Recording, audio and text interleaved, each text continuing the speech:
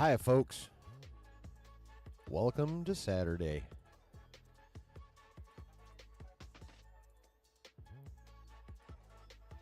It's been an interesting week, very full of news and events.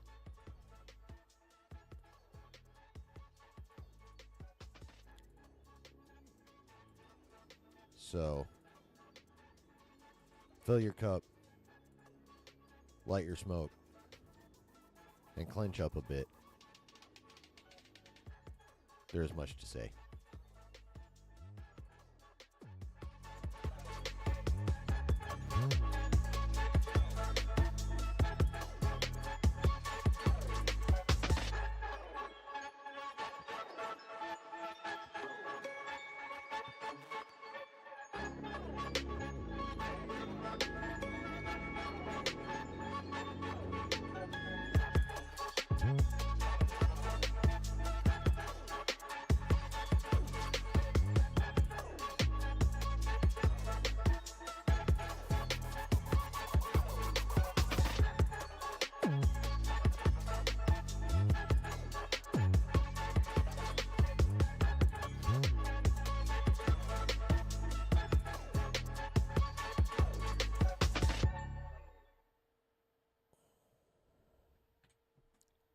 Hello.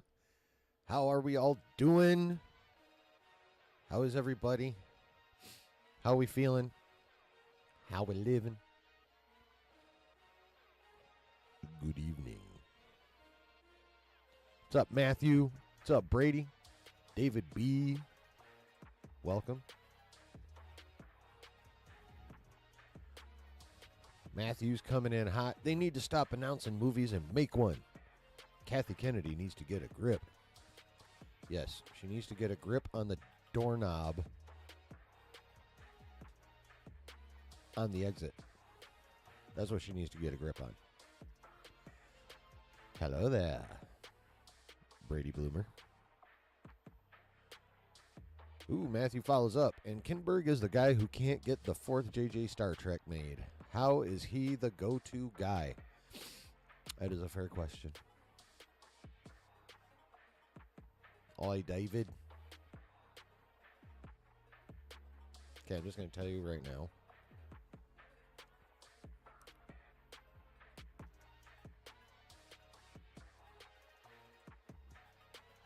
Just got done sharing an infused pre-roll. So, what's up, Blue? I'm either going to be super tightly focused or more ADD than ever. We'll see.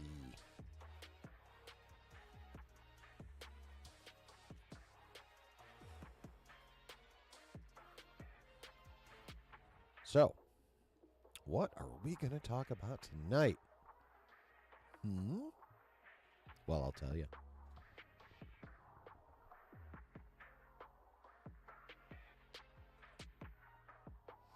Yes, David, that is very sad news. It didn't really matter, like, the quality of the project he was in. I always enjoyed him. And I'm always been super jealous of his speaking voice. Oh my God.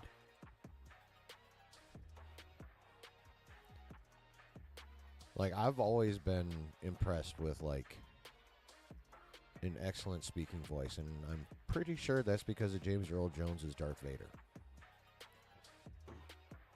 Excuse me. But, yeah, I've always been one for, like, a very distinct, full speaking voice. And Tony Todd definitely had one of those. That is for sure. Matthew says, look, if they actually make a movie, and I like the trailer, I will watch it and give it a fair viewing. But they've already canceled like 25 movies. I mean, yeah. There's nothing in what you just said that is incorrect at all. Not one fucking thing. Rob, hey all, in an infused pre-roll? Yep, you just set the difficulty rating at a 6.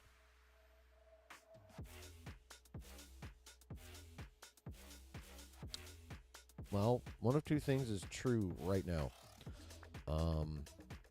One, you're too vague about what the difficulty rating is for, or two, you need to up it.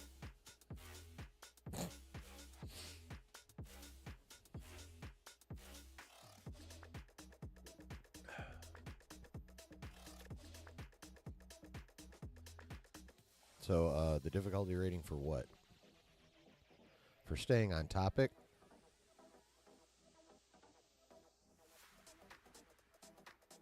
Yeah, I'd say 6 is probably pretty fair.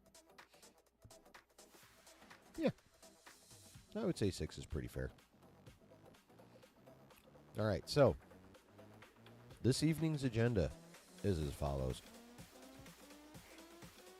We are actually going to talk about the election, but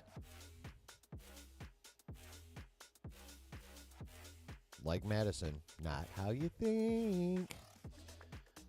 We're not going to talk about general policy. We're not going to talk about who hates who or any of that stuff. We all feel how we feel about that, and we all feel the same way about it today as we did on Monday. So there is absolutely no point in going into that. What I want to talk about, I want to spin it back around into Hollywood and talk about what the change in administration, the effects on Hollywood that could potentially have. So we're going to talk. Technically, it's going to be about politics, but it's going to be about politics from the entertainment/nerdy side. So there's that. There's also the news of a trilogy coming from Lucasfilm under the Star Wars nameplate to be written and produced by Simon Kinberg, who well, he's got some good things on his resume, and then he's got some not good things on his resume. So, I mean, is he a good choice? Is this even a good fucking idea in the first place? We'll discuss it. And we got all kinds of fun little tidbits from D23 today. Well, mostly Marvel fun tidbits, because Star Wars didn't do shit.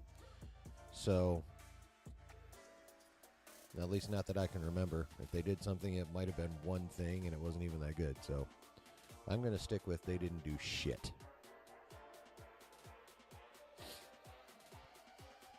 But we got some goodies from Marvel, so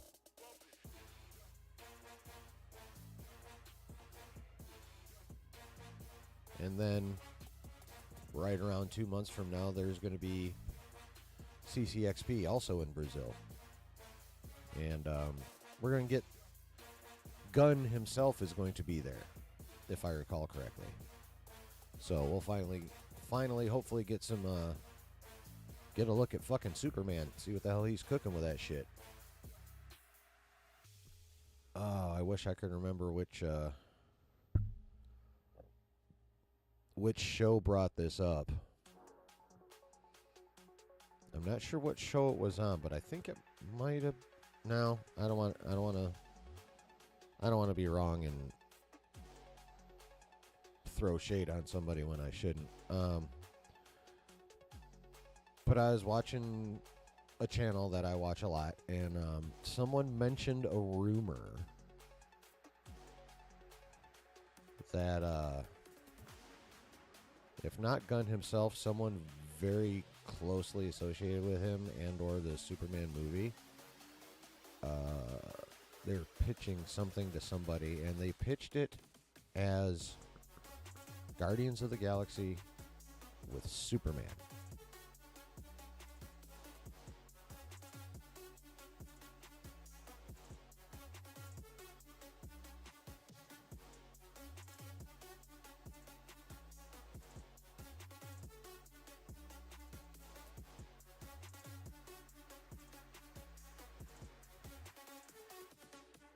You know, I'll tell you.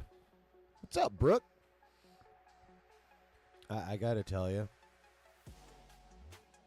that sounds so insanely ridiculous that I don't want to believe it. But it also sounds so insanely gun that I kind of do believe it.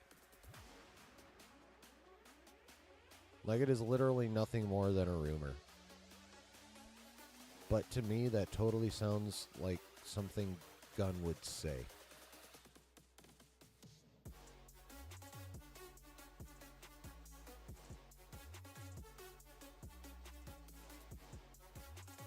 Now, they could literally be saying that, picking one theme from Guardians of the Galaxy that's transferable to Superman, or that Superman fits really well in, but, like, no. That is literally the worst case scenario.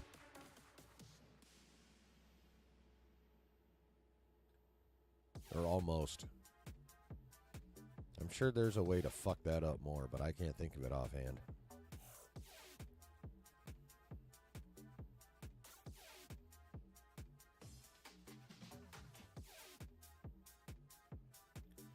Matthew says Fantastic Four, I assume you mean the 2015 one, and Dark Phoenix weren't good. I need to rewatch Dark Phoenix. I haven't watched it in a while, and I've heard mostly that opinion about it, but I can't remember how bad that was. I remember how bad Apocalypse was more than I remember how bad Dark Phoenix was.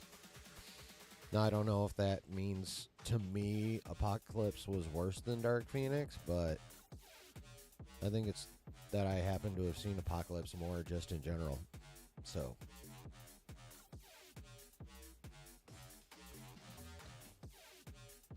I'm not going to harshly criticize him, though. Even George Lucas made Howard the Duck. You know, I never watched that. If Marvel were ever to actually bring back Howard the Duck outside of What If animation, they need to do a TVMA Disney Plus show for Howard the Duck. If they want to bring Howard the Duck in live action, that's how they should do it. TVMA Disney Plus show.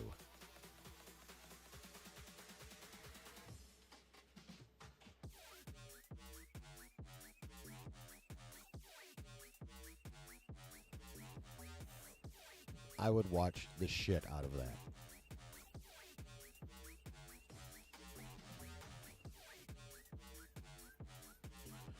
Trailer for Thunderbolts looks dope, says Brooke. I agree, actually. Both of those trailers, the Cat 4 trailer and the Thunderbolts trailer, were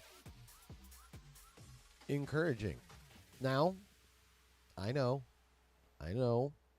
it's not like we haven't been fooled by Marvel trailers before.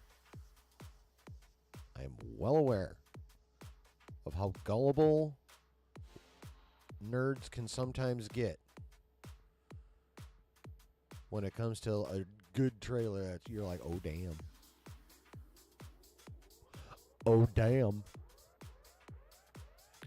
And then we get the whole movie and we're like, oh, damn. You know what I mean? So, could we be being suckered again? I would say the odds are much higher when it comes to Cap 4 than the Thunderbolts. But, yeah, we could totally be getting suckered again.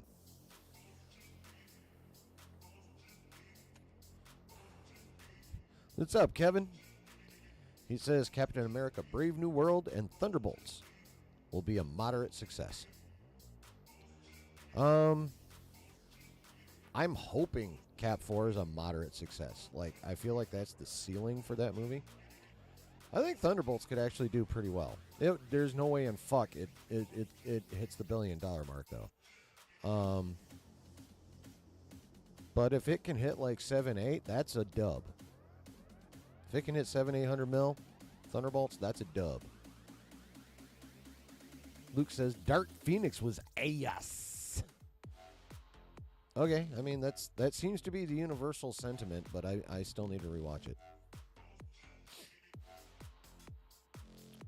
Rob says Dark Phoenix made Apocalypse look like the definition of success.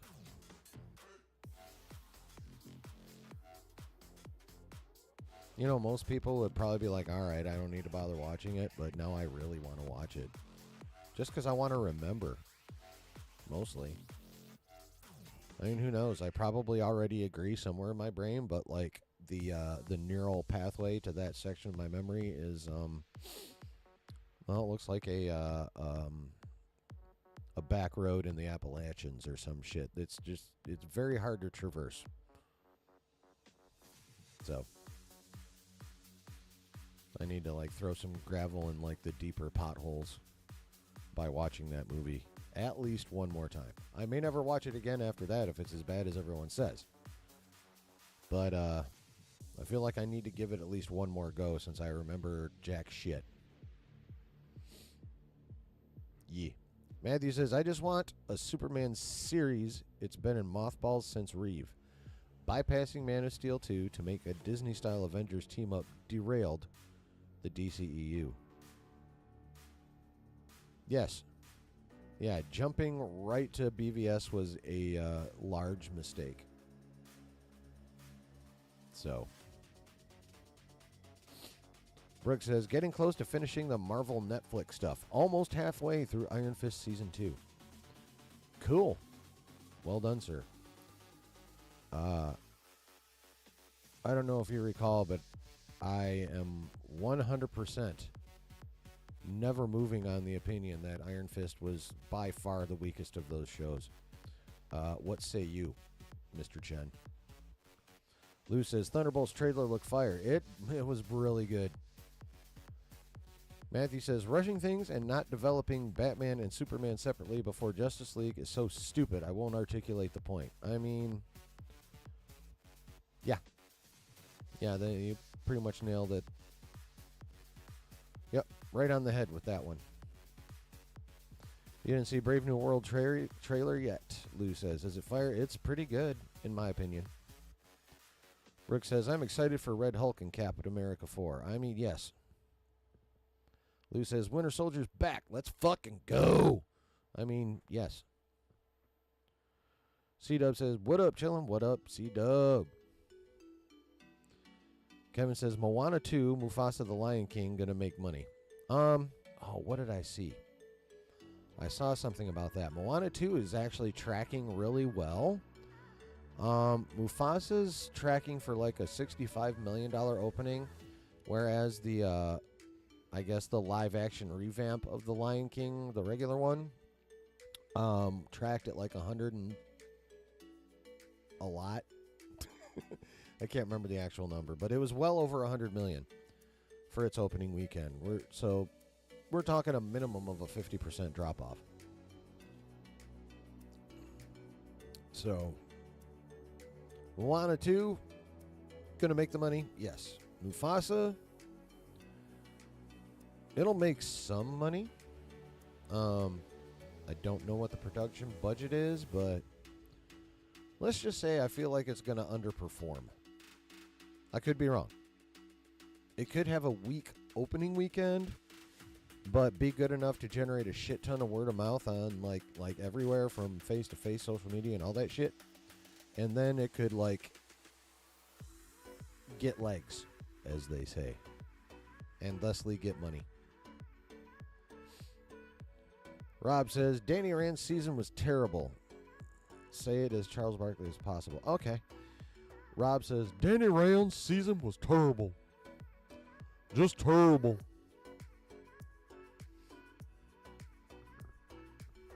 Hope that was good enough for you. That Danny Rand, terrible. Matthew says, I hope Brave New World is better than the trailers. Have you seen the most recent one? I feel like the trailers are meant to mislead to protect spoilers, but I suppose I'm wrong. No, you're not. There's always trickery in trailers.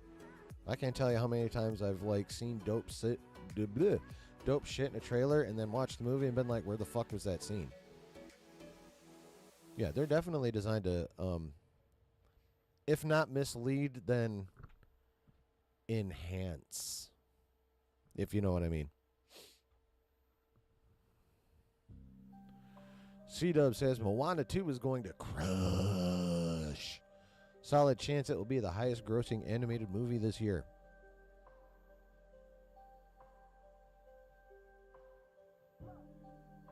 Wasn't Inside Out 2 was... Oh, yeah, Inside Out 2 was last year. So, like, what are the big animated movies this year? Like, Transformers 1 didn't do well, but from what I understand, like, that first trailer they dropped, like, really fucked all the anticipation for it. And I can tell you, at least for me, yeah, it worked. That trailer sucked ass. But a lot of people that I watch that I trust are like, that movie's really fucking good. So, I mean, we got to go with what happened rather than what could have happened had, like, it had good marketing. But I feel like even if it did have good marketing, Moana 2 is still going to, like, destroy it either way. So, excuse me.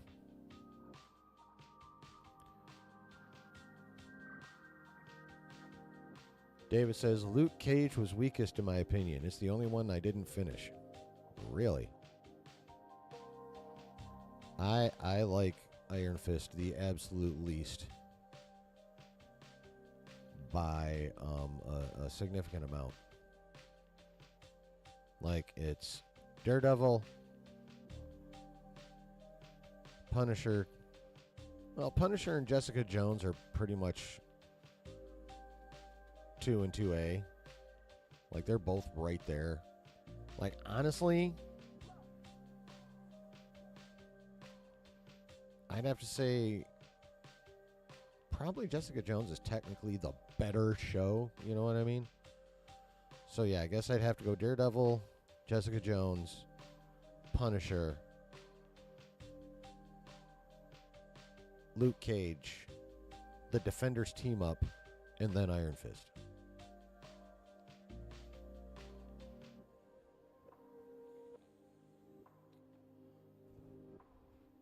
It'll either be Inside Out 2 or Moana 2. It was this year?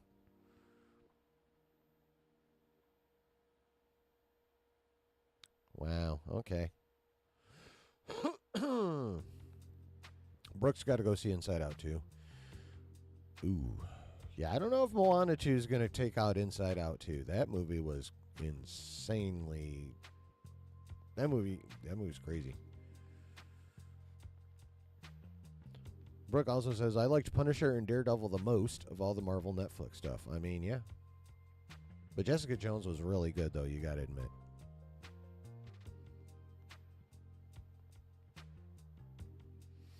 Matthew says, it's doing okay on digital and will probably sell physical copies, but not enough to make it viable financially. Transformers. Okay. I think the initial trailer and general jokiness of the dialogue sank it. Oh, I very much agree with that. That first trailer, I mean, it turned me way off to that movie. And the second trailer was nowhere near good enough to, like, mitigate that, at least for me. So, and it would appear for a lot of other people as well, because that thing did not do well at the box office. But again, a lot of people that I watch, whose opinions I trust, are like, that movie got fucked by that trailer. It's actually really fucking good. I was like, oh, damn. Iron Fist was Huff, Lou says. Rob says they may top every Disney Plus show except Agatha and Loki.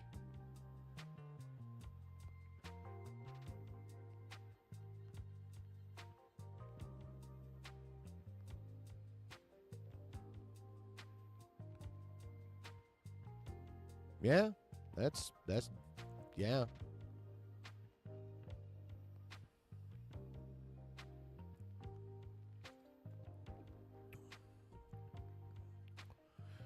Daredevil, Punisher, and Jessica Jones are head and shoulders ahead, yes.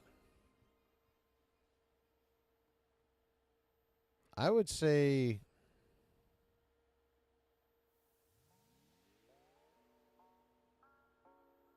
Was it the second season of Luke Cage that had the Jamaican dude?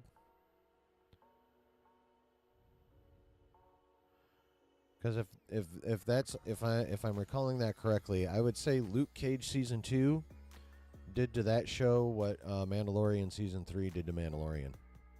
Executive Judge, what's happening? Welcome in.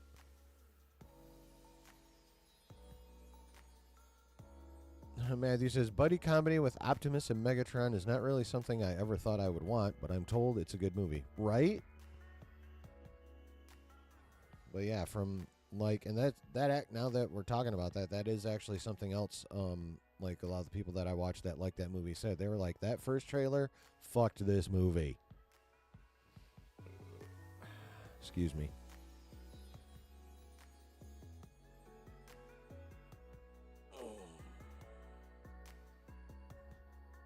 Oh, excuse me. The back's a little tight.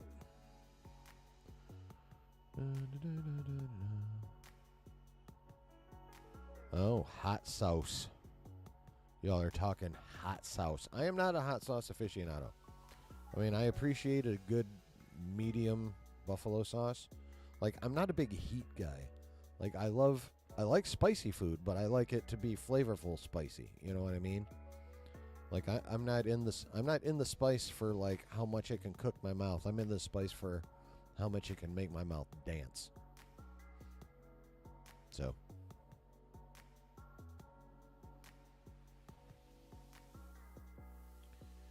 Matthew says, all-star cast Hemsworth and ScarJo, but no Frank Welker or Peter Cullen, turned off G1 audience.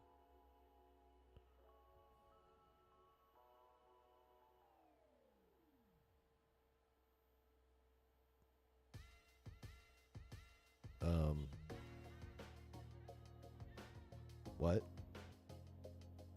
You lost me completely on that one.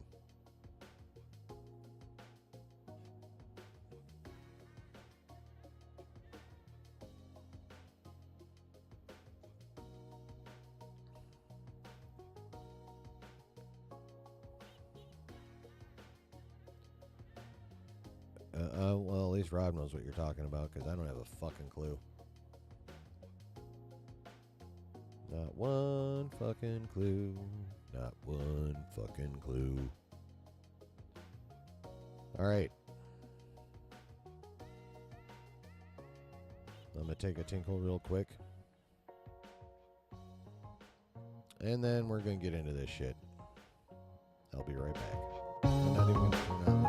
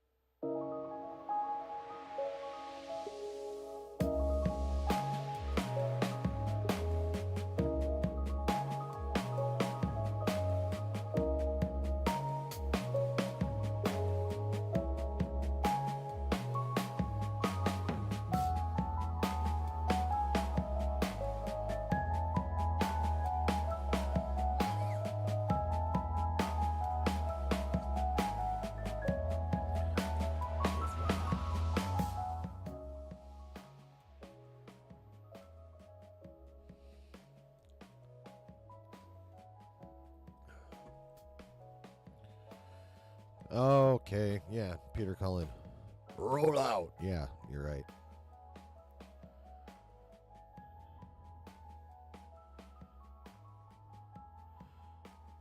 C-Dub says, Dan's hot sauce is not hot for the sake of being hot. It has serious flavor.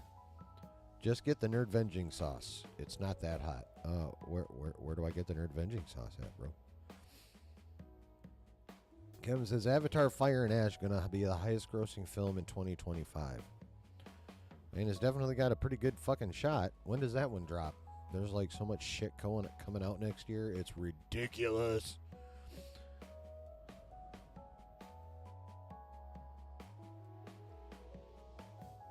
Matthew says, I mean, it's the 40th anniversary and you replace the old actors. I do agree these weren't fair complaints, but fans are fickle.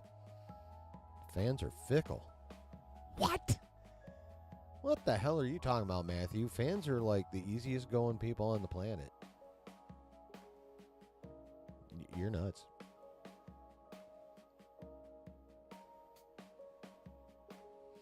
Kevin says, James Gunn, very talented director. He can be. Hope Warner Brothers get a win at the box office. I want DC to get a win. I want to win for DC. I want to win for DC just for the sake of DC because, like, I love a lot of the DC characters. Like, I knew who Superman and Batman were before I knew who Spider-Man was. Spider-Man is the one that, like, and even at that point, I didn't really have a concept of, like, the difference between DC and Marvel. I only learned that later. I just knew Spider-Man was dope, and Batman was dope, and Superman was dope. And on top of that, it was like Justice League. There's that Justice League cartoon.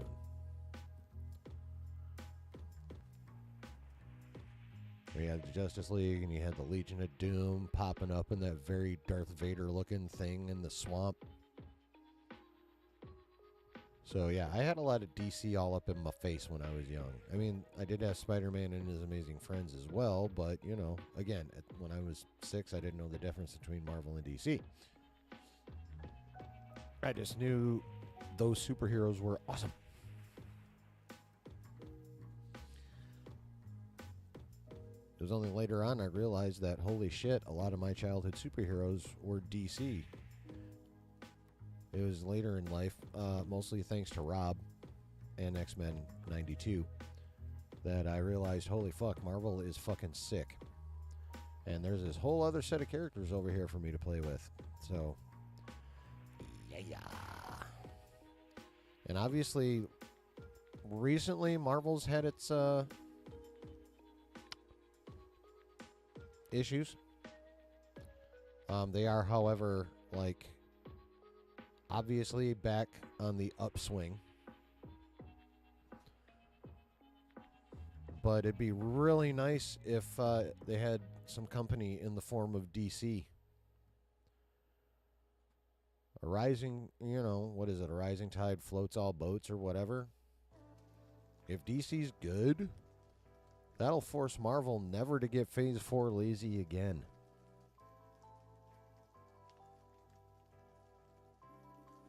As DC fans, we need Gunn to succeed. As Marvel fans, we need Gunn to succeed. As comic book movie fans in general, even if it's not like the big two, there's other franchises out there that maybe could get their shot at the big screen. But only if DC does well. So just as fans in general, we need Gunn and DC to do well.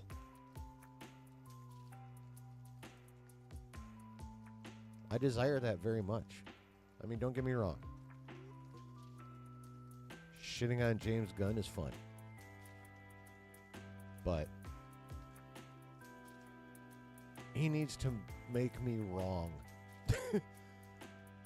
like for the future of nerdy content, not overall, but like, you know, in general, I need to be wrong about James Gunn.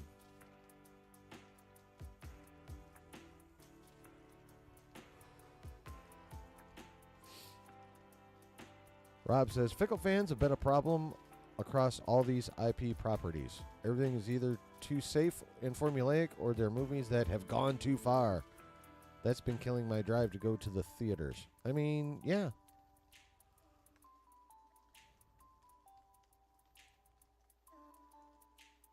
I mean, you got to find a balance between, fan service and departure. There's a happy medium there.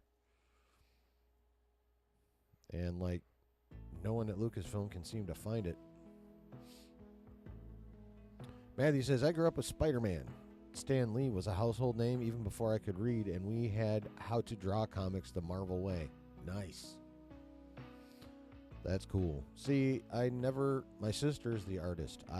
My stick figures are barely recognizable as stick figures. I am horrible. Horrible. I have negative artistic skill.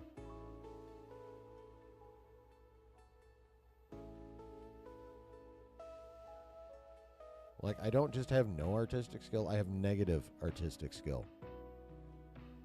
Someone somewhere out there has more artistic skill than they were meant to have, thanks to me.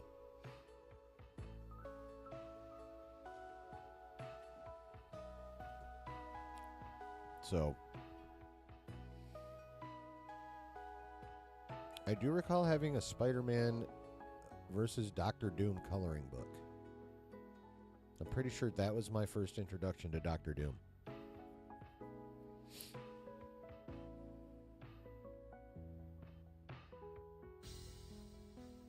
I feel like I colored that at my grandpa's house.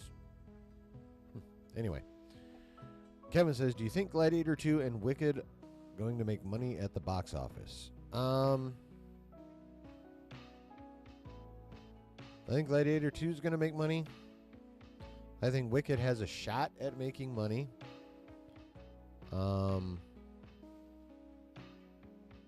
That motherfucker is popular as shit on stage. Insanely popular. The stage Wicked has a massive following. So, but as usual, core fans are never enough. You got to draw in, what we call normies. I don't know what people that are usually not fans of stage musicals are called, but their version of normies, they need to make money as well. Literally nobody who wants to establish any kind of, decently large-scale franchise can make money without bringing in their version of normies. Normies are where the bucks are at. You have to excite your core so they get the normies excited. But if you want to make them bucks, if you want to rake in all that Skrilla, you need normies.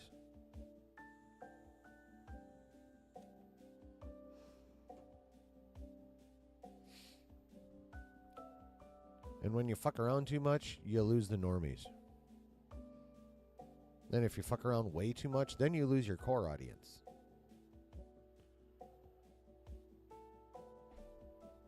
And they're the hardest ones to bring back. So,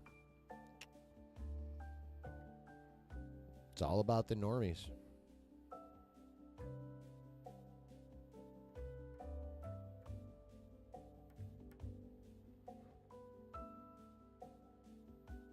Matthew says, I think Ridley Scott is a very good director, but I haven't liked anything he has made since The Martian.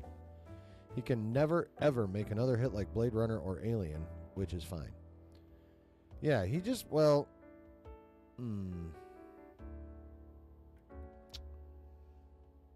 Ridley Scott has got a couple things going against him. One, he ain't young anymore, and he fucking knows it. He obviously plans to die on set. But he's also got enough bangers to where he's now stubborn and old, so that ego is going absolutely nowhere. It's going nowhere. You know where? Fucking nowhere.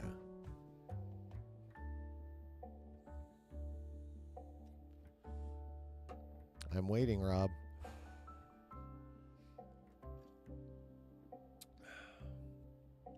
So, that's Ridley Scott's weakness. A decades-old, humongous fucking ego and a desire to do as much shit as he can before he collapses on set. Did you see the Lilo and Stitch trailer yet? I have not. I saw an image of Stitch. Actually looked pretty decent. He was standing on a bed wearing a leg. Matthew says, Ridley is in the pantheon of the greatest science fiction directors of all time. I mean, okay, Blade Runner was a flop, but it has its fan base, and it is critically adored by fans. Yeah, Blade Runner is firmly in the class of movies known as the cult classic. That is for sure. And you're right, he is in the pantheon of the greatest sci-fi directors of all time. He's done more than enough for that, but he's been very hit or miss for like a couple decades-ish now, so like Napoleon was not good from what I understand. It was like overinflated, and basically the battle scenes were good, and that was about it. Kind of like The Acolyte. Kevin says, I'm not shocked or surprised that 20th Century Studios focus on Alien, Predator, Planet of the Apes franchises. No, I'm not surprised either. And I think a lot of people forget that those are under the Disney umbrella.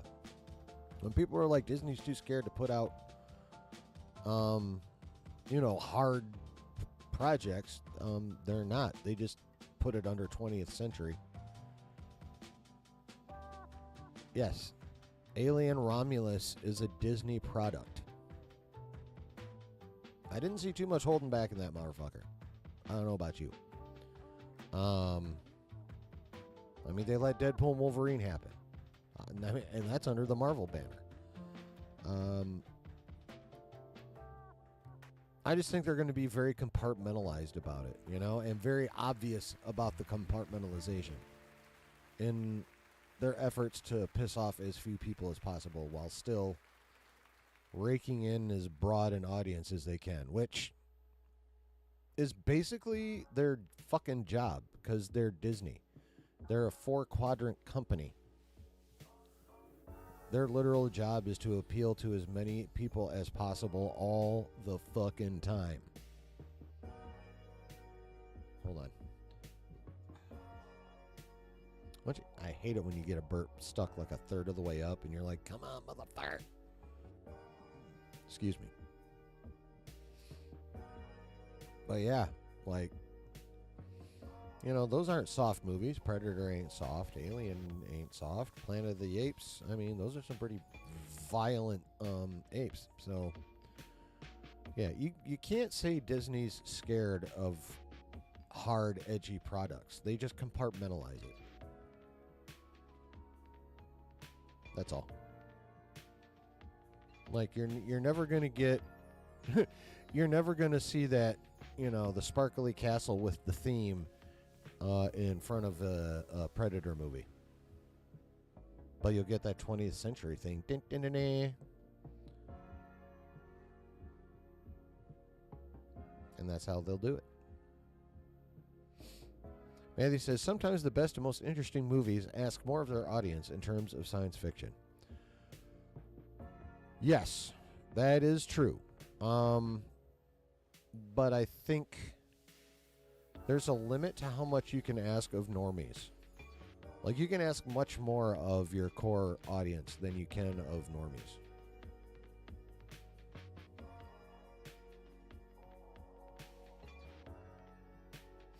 Matthew says, 2024 was a good year for science fiction. Alien and Planet of the Apes and Dune 2 and Mad Max. Yeah. Yeah, Dune 2 was fucking Dune 2. That made all the money. And was highly praised by critics and audiences alike. Alien Romulus kicked ass. I hear that Planet of the Apes movie was I'm like way far behind. I need to just basically start from the beginning on that, on the current franchise. Mad Max, that's your example of your core audience niche project that the normies, unfortunately, to the massive detriment of the box office, don't give a fuck about Mad Max. From what I understand, Furiosa was a really good movie, but it didn't make shit for money because normies don't care about Mad Max. And the marketing didn't do enough to change that.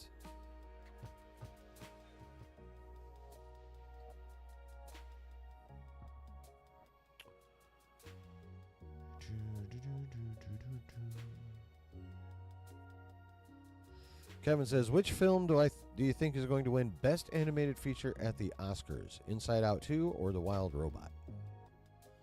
What's up, Justin? I have not yet begun to rant or speak with passion yet. We've just been bullshitting here. Right now we just bullshit, and I have not yet begun to pontificate. Do I win at the Oscars?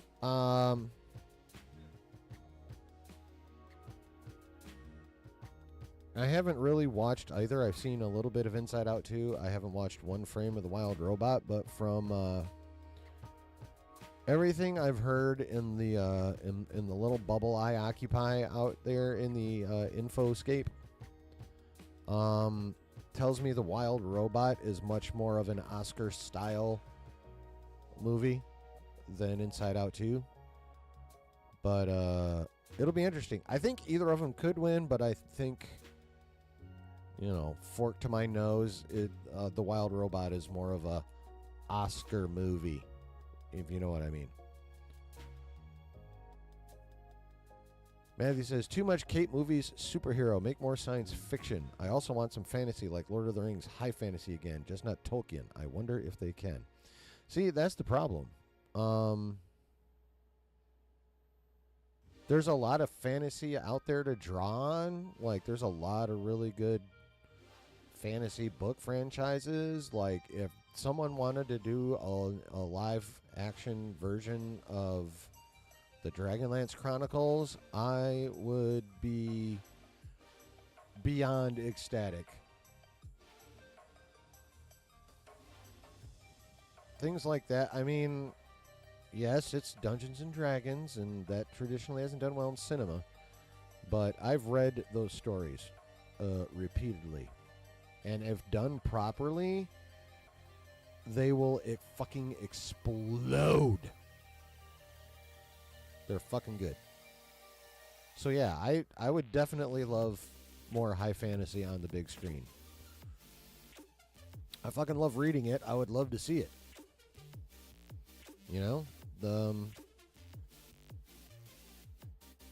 But if it's a fresh one, I mean, you're talking about trying to expand what's already a very small core base, rapidly. So that's the obstacle. Kevin says Star Wars will have a comeback in theaters with the Mandalorian and Grogu film. If it's good, it will. Skeleton Crew and Andor will be moderate successes for Lucasfilm. Andor maybe, Skeleton Crew I doubt. Daredevil Born Again going to be a success for Marvel Studios. Oh, very much. Matthew says, why haven't they made more Conan the Barbarian movies or Red Sonja? And Sword and Sorcery and Sword and Planet are completely untapped. Well, they tried with the Conan the Barbarian, and it all bombed. Like, there's been no successful Conan movie other than Arnold's that I can recall, other than his two. Like, none of the rest have been successful.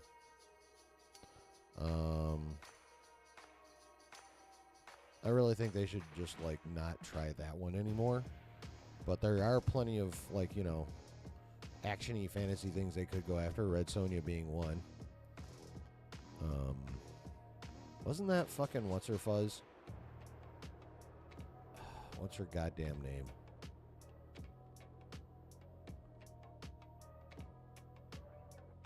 She was actually hot in Rocky 4, and then, like, she ended up fucking Flavor Flav for a while.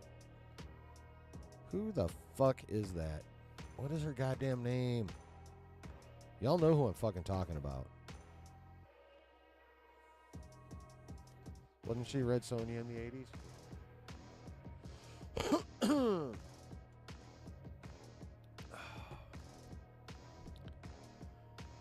Come on, people. What's her damn name? The blonde chick from Rocky 4. That was Dolph Lundgren's old lady. She was with Stallone for a while after that. She was fucking Flavor Flav on that reality show. Oh, I almost had it. Like, I can see her.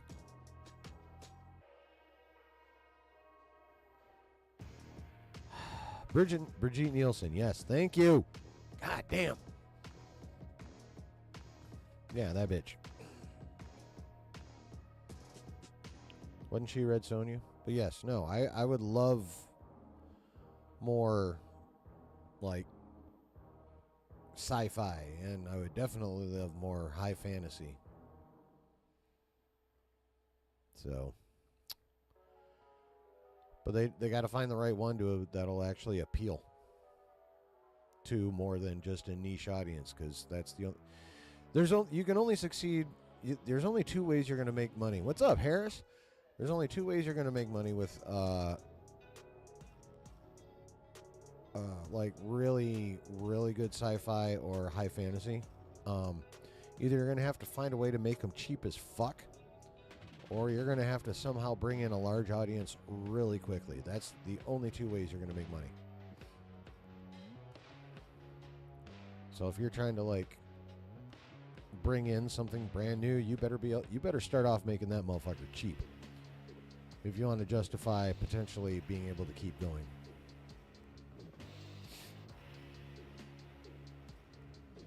David says, you could see the Disney fairy coming over the castle at the start of the film, then see the 3 laser dots from Predator track in on her. Dude, that is a great fucking idea, David. I love that.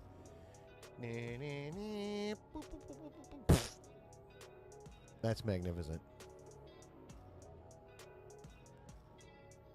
Matthew says, I wanted a second Dread movie with Carl. I still can't believe the first one flopped. Dude, I know. Yeah, I've seen some stuff about the Mass Effect show, Brooke. Matthew says, I like Dungeons & Dragons with Chris Pine. It failed miserably. Yeah. Word on the street is it was one of those movies that was nowhere near as bad as the box office makes it look, like, in quality. I still haven't gotten around to watching it myself yet, so we'll see. Holy shit, almost an hour in, and I haven't started talking about nothing on my list, but that's okay. Because just chilling and bullshitting is awesome. And frankly necessary at this point in time. Harris says, can't wait and terrified for Mass Effect at the same time. I mean, yeah. Like, I've never played it, but I know it is highly revered in the gaming community. So yeah, if they take that game and fuck it up, if Mass Effect gets the Halo treatment, like, there's going to be gamer riots. It'll be ugly.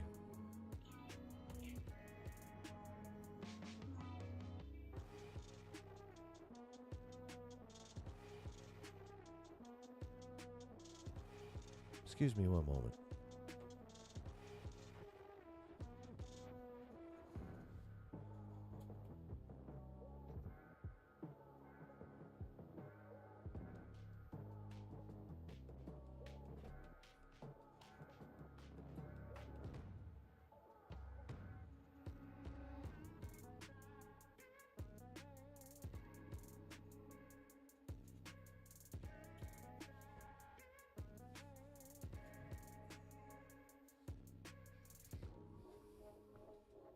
Oh, it's not later, David. It's now.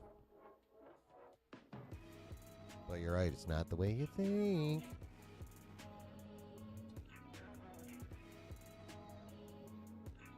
Yikes. Oh, I fucking love Asimov, Harris. I love Asimov. I started the Spawn show. I haven't finished it yet. I don't remember what distracted me, but I never gotten back to it. Okay. All right. I can't look at you guys right now, because if I do, I'm just going to keep responding to chat, and I'm never going to actually get to any fucking thing. And y'all are here for some stuff. So,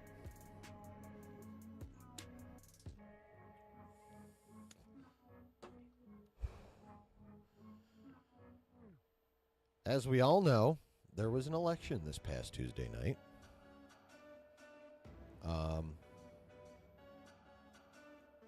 And Donald J. Trump is now going to be our 47th president come January 20th. Y'all know me. Y'all know this ain't good news for me. However,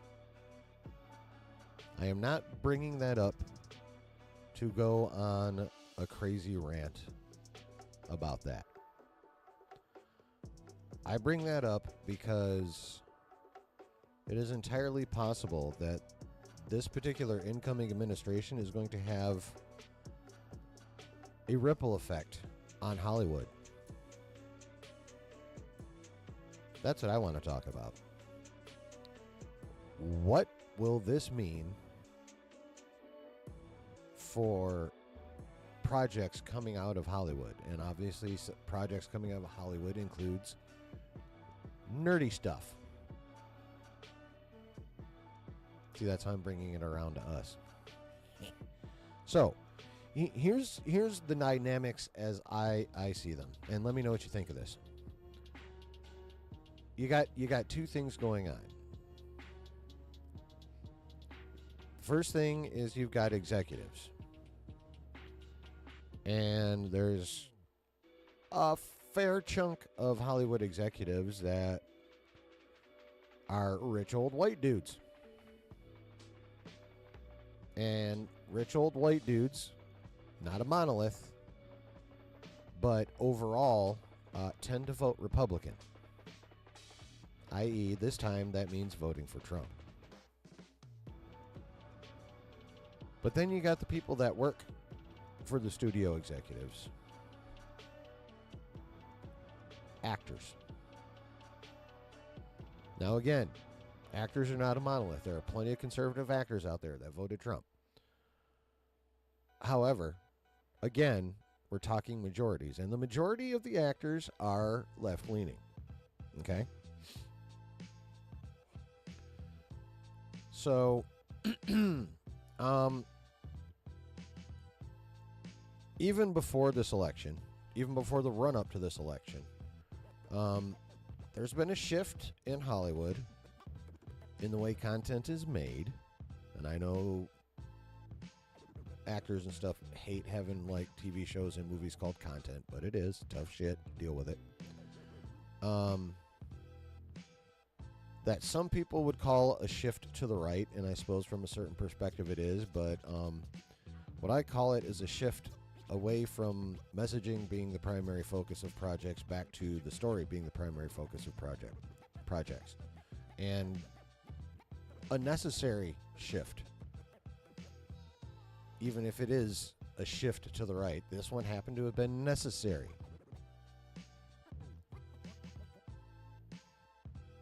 Now, what I think, this is just all me editorializing, speculating, being a pundit, whatever. Excuse me. So, and those have always basically been the two forces in Hollywood. You know, you got your execs and you got your actors. But now you've got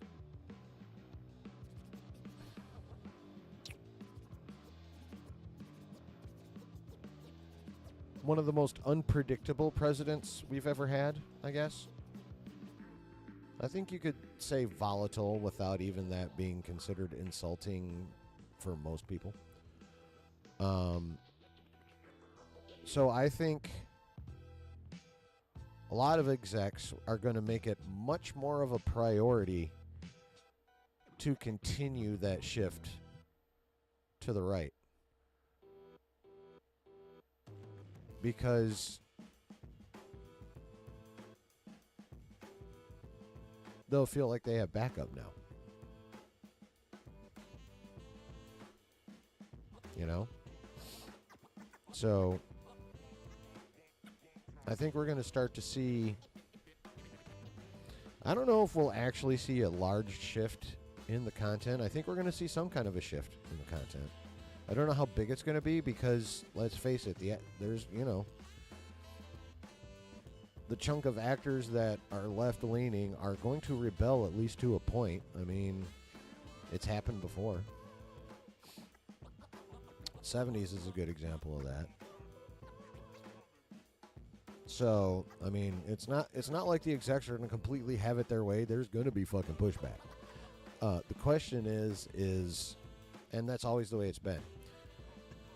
What I'm wondering is how strong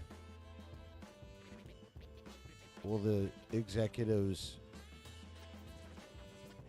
response to the pushback from the actors be this time around? How emboldened are they going to feel? By the way, this recent election win.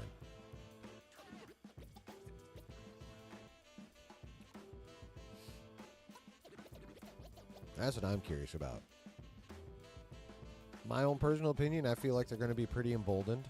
I feel like there's going to be a lot more drama than normal in Hollywood because of it.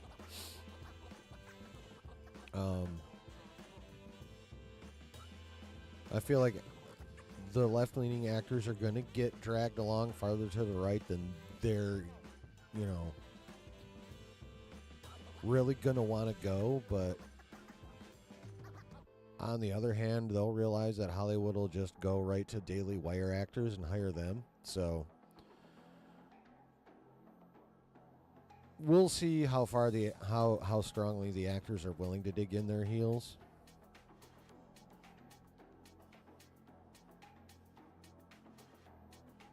Going to be interesting, but there's definitely going to be some shit happening in Hollywood because of this.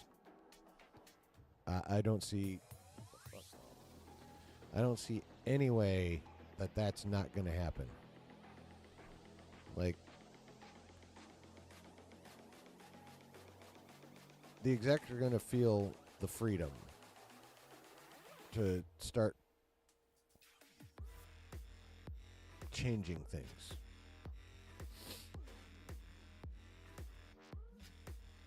And I'm sure the actors, the left-leaning actors, are probably already pissed off that, Harris lost in the first place.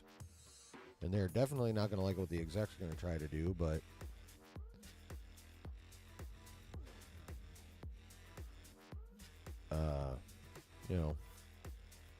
Hollywood has options, and when it comes purely down to the execs, they don't give a fuck.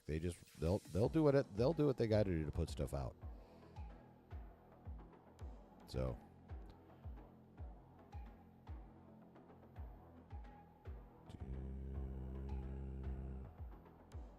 David says, whatever happens, please no more strikes. Well, see, that's the thing. They're under an agreement now. So, as long as Hollywood technically does not violate the agreement, the actors have no way to file a grievance. Here's his Daily Wire actor. Speaking of, check out the Colin Cunningham interview. Here's his desperately, please, no more strikes. I need to work, right? Speaking of, just real quick, I finished my first week of my new job today, and outside of the program I'm trying to learn, not being very user-friendly, I fucking love this job. I'm so stoked.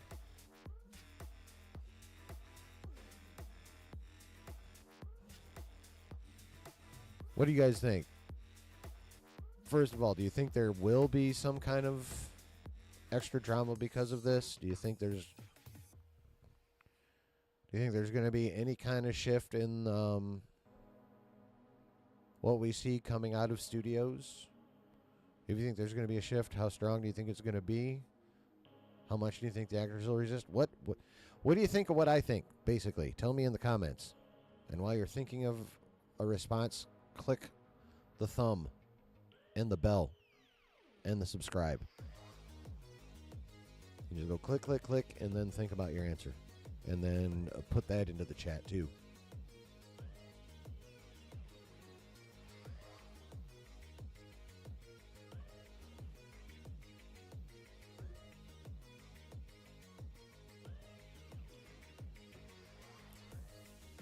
How about it, chat? What you think?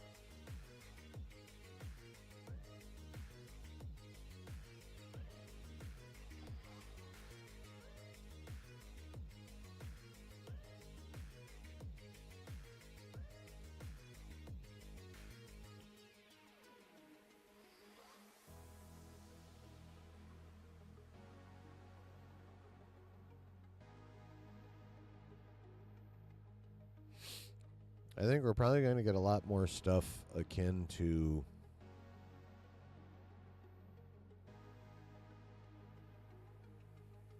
I feel like there might be a resurgence of like Bourne style movies or even older school action style movies like Arnie and Sylvester style. Or, I mean, there's only so far they're going to be able to go with that.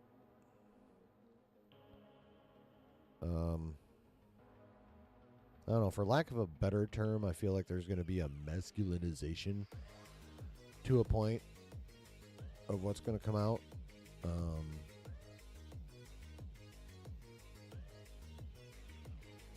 I just don't see it having no impact at all. I feel like that's an impossible thing. I mean, yes, overall, you are exactly correct, Brooke. You haven't seen the Rambo films? What the fuck? Bro. You need to see the Rambo films.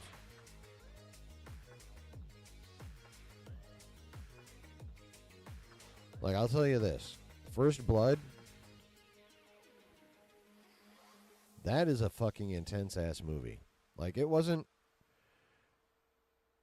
Whereas every Rambo movie since First Blood has been an action movie, First Blood wasn't an action movie. It was an adaptation of a book. And it's super intense and super emotional, actually. I mean, don't get me wrong. There's some fucking dope-ass action in that movie. I'm not saying there's no action in it. I'm just saying it's not your traditional action Sylvester Stallone Rambo movie. That's what it turned into, starting with Rambo First Blood Part 2. But the original First Blood was much more than an action movie. David says, I don't know much about American politics, but surely there are more important things for them to worry about, like Russia. You'd think. Harris says, hopefully everything being economic focused for a bit will bring back mid-budget films. The creator kind of film for the budgets. I mean, dude, I would love that. That's where the science fiction is going to come from. Your $80 to $150 million budget films. Ones that where if you only make $400 million, you'll be fine. You know, you can still make money if you only get $400 million. That's the sweet spot, Harris. You nailed that shit.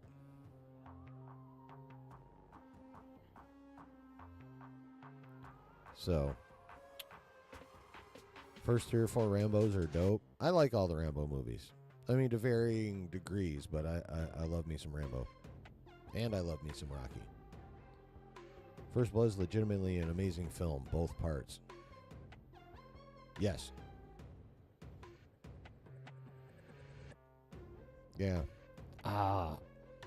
I know it exists, but I've never seen it. But have you ever seen the alternate ending, which is much more accurate to the book, where he offs himself?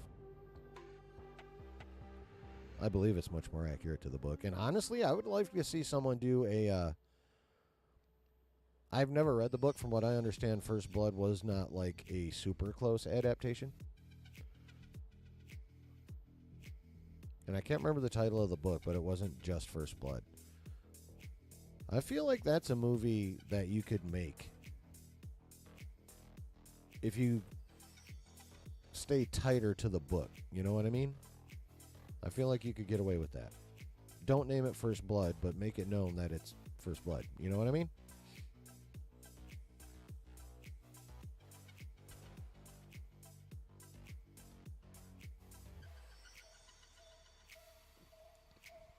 I mean, of course, if staying tight to the book means you got to cut some action, fuck that. Find a way to work it in, but you can still stay tight to the book and keep the action awesome as well. You know what I'm saying?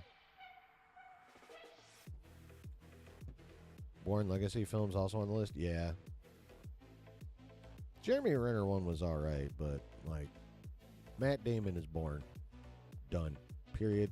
End of story. Just like Johnny Depp is the Pirates of the Caribbean franchise. I know they keep talking about making another Pirates movie without him, and I'm like, bro, it's going to fail. Regardless of how you feel about him after all that him and Amber Heard shit, Captain Jack Sparrow is the Pirates of the Caribbean franchise. You are doomed to fail without him.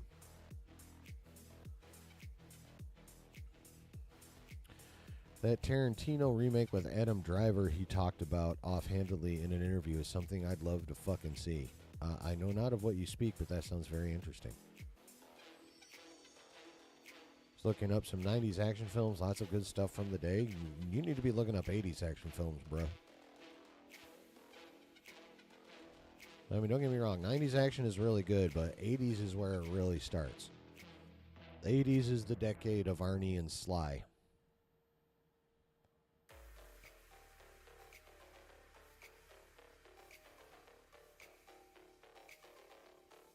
You loved all the Pirates films? I love the first three. The other two are aight.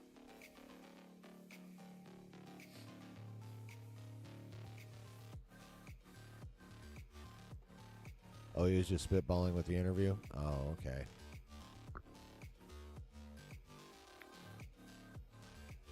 So any thoughts on that before we move on to our next subject?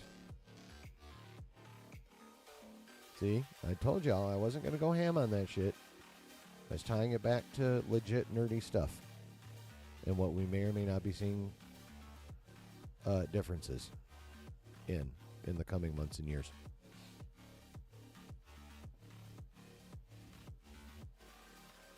Now, if I decide to go ham, that'll be on my other channel.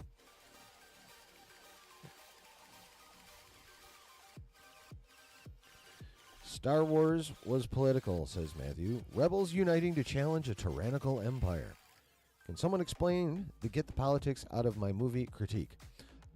Yes, it's get the politics that I don't like out of my movie critique. That's what they're actually saying. They don't care if their politics are in it. And by the way, that applies to both sides.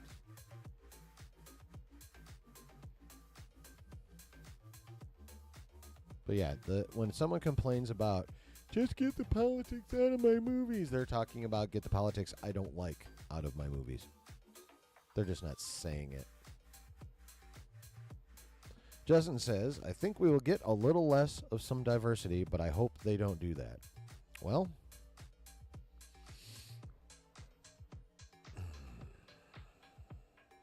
unfortunately, I think that is definitely going to be an affected part of Hollywood.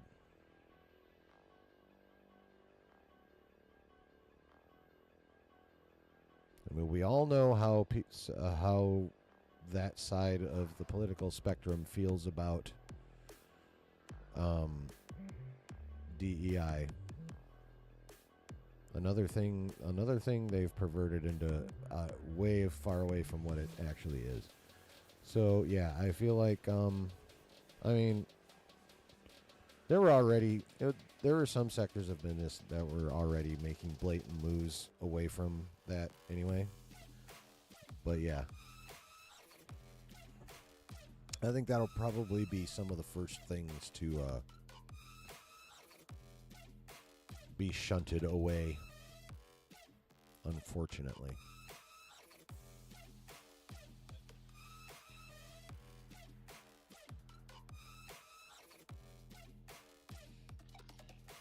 And I don't even know if it'd be just a little less. I mean, I don't think they're going to whitewash everything, but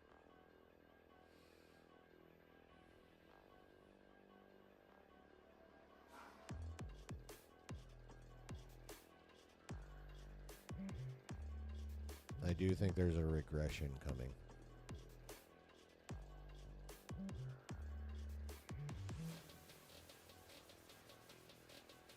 No, everything I'm talking about now, I hope I'm fucking wrong. Let's get that straight. This is not something I'm rejoicing or celebrating. I am lamenting this shit. So, just in case anyone was curious, like, what the hell is he talking about? This is not how he normally is. No, I'm lamenting all of this. But I also am a realist for the most part. I've had 99.8% of like my optimism and pie in the sky knocked the fuck out of me in some form or another. So when I'm down on something, I'm also very much hoping to be wrong. Unfortunately, my cynicism is way too often justified. MF. Okay.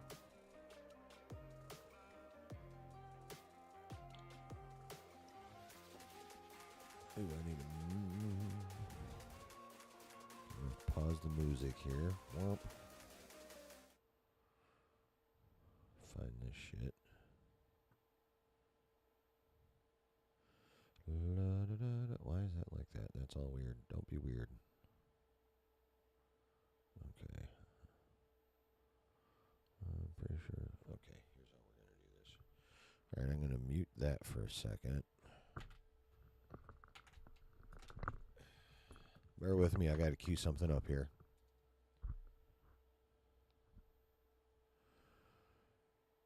Matthew says, I don't see the games industry reversing course. Film industry, I'm not so sure, except on big tentpole. Well, look, I'm not trying to sit here and like turn this into a bag on Trump stream, but there is a lot of nervousness in the gaming industry because Trump has more than once made it a point to go back to that old trope of blaming violent video games for all the mass shootings, and has frequently intimated that he is going to go after the video game industry.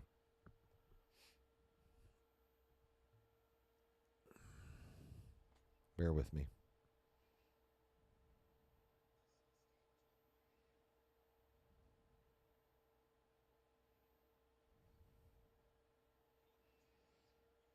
Do-do-do-do-do. Fuck off.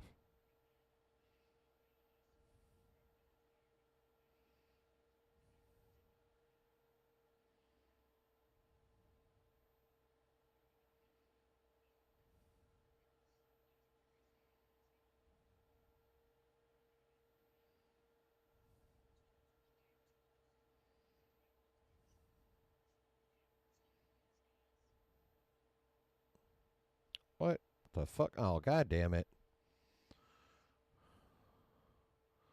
That's not what I wanted to do.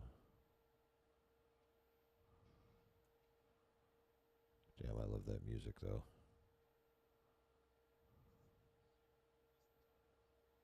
Okay. Okay.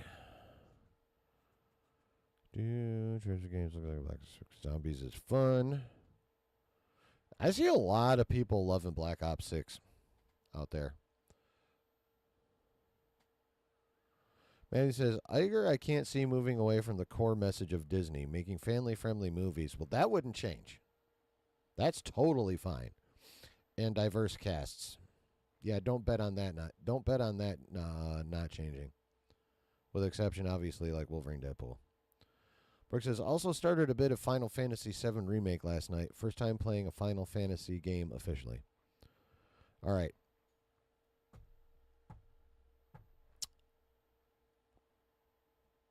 Trump made another announcement that has me firmly convinced that he's going to be putting a lot of pressure on Hollywood. And that is he plans on having Congress propose a law specifically stating that gender is determined completely by genetics and that there are only two. Now, I'm only bringing that up to illustrate the point that diversity is in a significant amount of danger. Like, I'm not bringing that up to justify whether or not that should happen. It shouldn't. Like, that's not why I'm bringing it up. I'm bringing it up to illustrate the point that diversity in Hollywood and, well, frankly, everywhere is in a great deal of danger.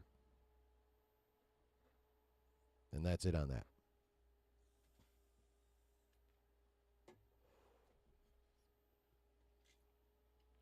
We're cutting that shit off.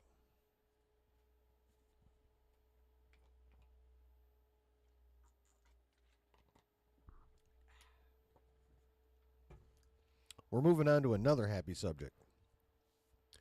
Star Wars. Yes. The election isn't the only big news to drop this week. Turns out we're getting a trilogy, folks. We are getting a trilogy. Now, this has not been officially confirmed by Disney or Lucasfilm yet.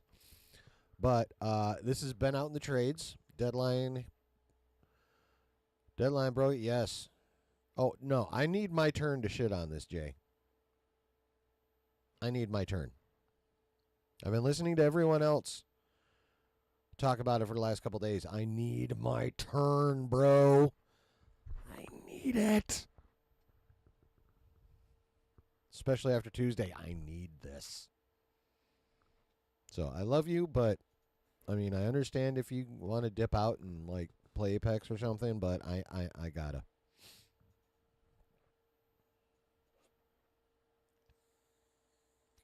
So, Deadline broke the story. Simon Kinberg has been hired to write and produce a trilogy for Star Wars. What up, Delta Dan? Brooke says, I wonder if the Ray trilogy will be the nail in the coffin for KK. We'll get to that. Brooke says, I don't think Justin is enthusiastic about talking about Star Wars. What gives you that idea? Harris says, LOL, gotta finish my Star Wars video for Monday. There are some good things, but plenty of trepidation to be tossed around. Yeah. Have your moment. Thanks, my guy. David says, I thought KK was leaving. We'll get to that, too. Delta Dan says, what did I miss? Me managing to talk about the election, but turning it into the potential effects on how things are made going forward in Hollywood for the next few years, rather than just flat out going on a rant about about Donald Trump winning. So, Harris says, KK's contract ended last month. This could be the first Lucasfilm move without her. Oh, I don't think she's going to be doing any less than what she's currently doing or rumored to have been doing, which is not much anyway. So, it's Delta Ted dancing. Nice.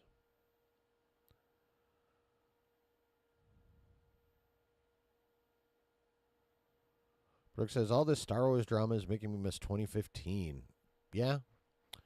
It was a good year overall, plus the hype over The Force Awakens and nostalgia. Yes, you're dead ass, Brooke. You are dead ass. Justin says, Harris, I think this calls for one last Star Wars talk stream. You know what, bro? You're right. This definitely calls for one more of those. For sure. Oh, she is leaving, just like not that soon. Anyway. Yeah, Simon Kinberg tapped to write and produce a Star Wars trilogy, according to Deadline. Now, according to Deadline, it's also supposed to be episodes 10, 11, and 12.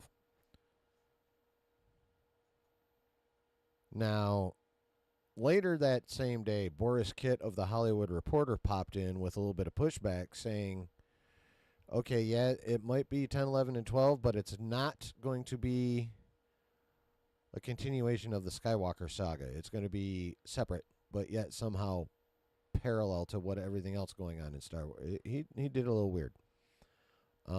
What's up, Executive Judge? How you doing?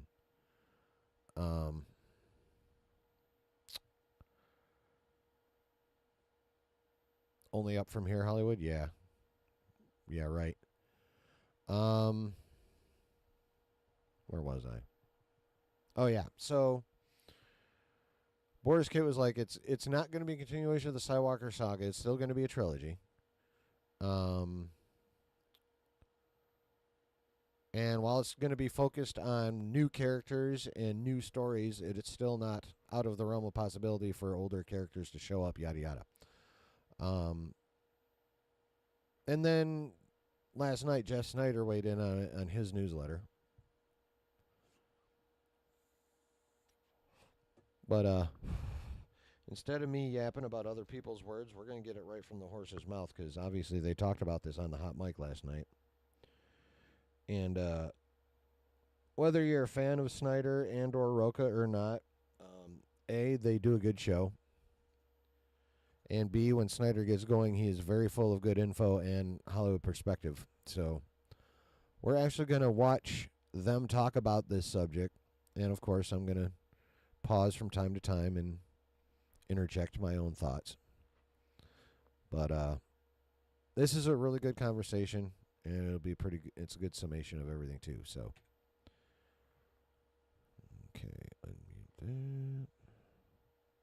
Ago, Mike Fleming over there at Deadline reported this. Boris Kitt followed up with his report, and then you last night on your newsletter at theinsnider.com added your 2 cents about what's going on here. Essentially, a trilogy has been announced. Simon Kinberg is writing and producing it. Kathleen Kennedy has apparently latched herself onto this, so she's got job security for the next 12 years, and this is going to be coming out here. Going to be focusing on Rey mostly. Maybe she's the Obi-Wan of this new trilogy. Maybe it's not even a trilogy. That's a 10, 11, and 12. So, Jeff, your thoughts. What's going Obi-Wan of the trilogy, he says. What the fuck is that? on here? What happened? Give me your 2 cents or 12 cents. Go ahead. First of all, we love you, Johnny Boy. I don't know. Thank you. I get that things affect you, your community, other communities in a way they don't affect me. Right. Yes. Like, to me, it's like we all got through the last 4 years with Trump. Nobody wound up in a cage. For the most part. The immigrants did, but yes. Anyway, yeah. Star Wars. You okay? Yeah, what just happened? I don't know. All right, go on. Keep going. I'm put my name. There we go. You're in and out. You're weird. Okay. Twinkle, twinkle, baby. Twinkle, twinkle, baby. All right, sorry about that. Star Wars, guys. Yeah. I mean, a surprise. Oh, okay. So even you, the scooper, did not know this was happening? Were you surprised by it? Wow. I had no idea. That's a rarity. Okay. And why Simon Kinberg, of all people, who's already wrapped up in Star Trek? Like, yeah, I don't understand. Like, we're going to do this again, just like we did with J.J. Abrams in Star Trek and Star Wars last time. Yeah. Like, I get that Simon Kinberg, from a probably professional screenwriting point of view, probably delivers things on time, well structured, like things that, like, he'll give you a good first draft, right? Yeah. The stuff that he's been doing lately has not worked. Yeah. Really. The stuff that he's been involved in producing, he's involved in so much that eventually, every now and then he's like bound to have a hit. But like Deadpool or Wolverine. Right. I thought it was a curious hire, especially for like a trilogy, like maybe to do one movie or something, but like we're giving you a whole trilogy. Yeah. Curious. So then you have Deadline presenting it as episodes 10 through 12. Okay. Right. them saying in the story that insiders deny that it's episodes 10 through 12. Boris doing his own reporting saying it's not episodes 10 through 12. And then me hearing through my source, who, let's face it, has been pretty good. Yes. Them saying it is episodes 10 through 12. Wow. And to leave deadline. And then it's like, well, why aren't they admitting that it's episodes 10 through 12? Is that the case? Well, because anything could happen with this, right? Yeah. This could not come to fruition, just like 8,000 other fucking Star Wars projects. Right. But that is based, though. at the end of the day, and John and I spoke before I published my article because I needed context for it, and I appreciate the help, John. People go see the episodes, right? From a box office trilogy. Yep. You look, and those episodes perform way better than Solo did, or even Rogue One, right? And so it's like, let's get back to making episodes and movies that people feel like they absolutely have to see. Yeah. Well, I mean, to be fair, Rogue One made $1 billion, but certainly the last Star Wars film did not do so well. So you could argue, the box office returns, Rogue One did not, but it's an anomaly. You're right. It's the episodes that absolutely get people into the theaters. Those made $1 billion, right? Each one, right? Sequel ones, yeah, exactly. But the original trilogy, the prequel trilogy, the sequel trilogy, those are the things that people look at, because even for the casual Star Wars fans, those are the ones they're watching. Maybe they're not watching the TV shows. Maybe they're not watching Rogue One or a Solo prequel, but they're gonna watch the installments in the trilogies, right? And so that makes all the sense in the world. Go ahead. So I think the point is, like, they don't want to come out and say that they're episodes, right? Because, let's wait and see like how this thing develops. But I think that is the goal, is to like, especially with all the projects that are in the works, none of those are episodes. Like, we know that much, right? So like the fact that Fleming's hearing that, and it's not just like, come on. So it was curious how adamant Boris was, but what I think that Boris is getting at, right? He's like, it's going to be a new story and new characters. Well, like, isn't that obvious? Like, do we think it's going to be the same story featuring the same characters? It's not going to be Oscar Isaac and John Boyega, but it does sound like Daisy Ridley is coming back, and that Daisy Ridley is going to be the Obi-Wan of this new franchise, whatever that means. Yeah. And that stands to reason, doesn't it? Because Daisy, over the last few weeks, when she's been doing press. Such a horrible fucking idea.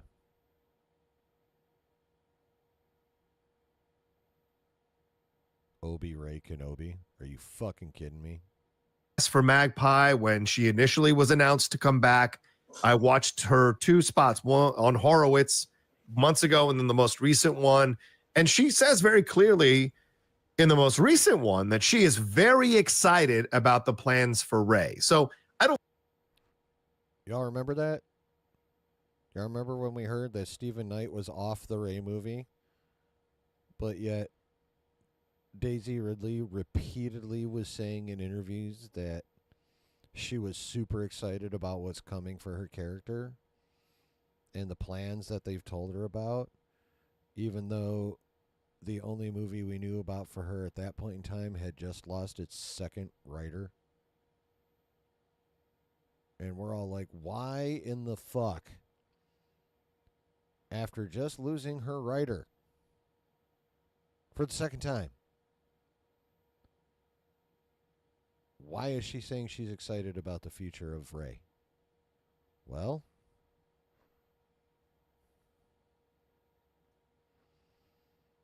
I don't think you say you're very excited about your character coming back for one movie.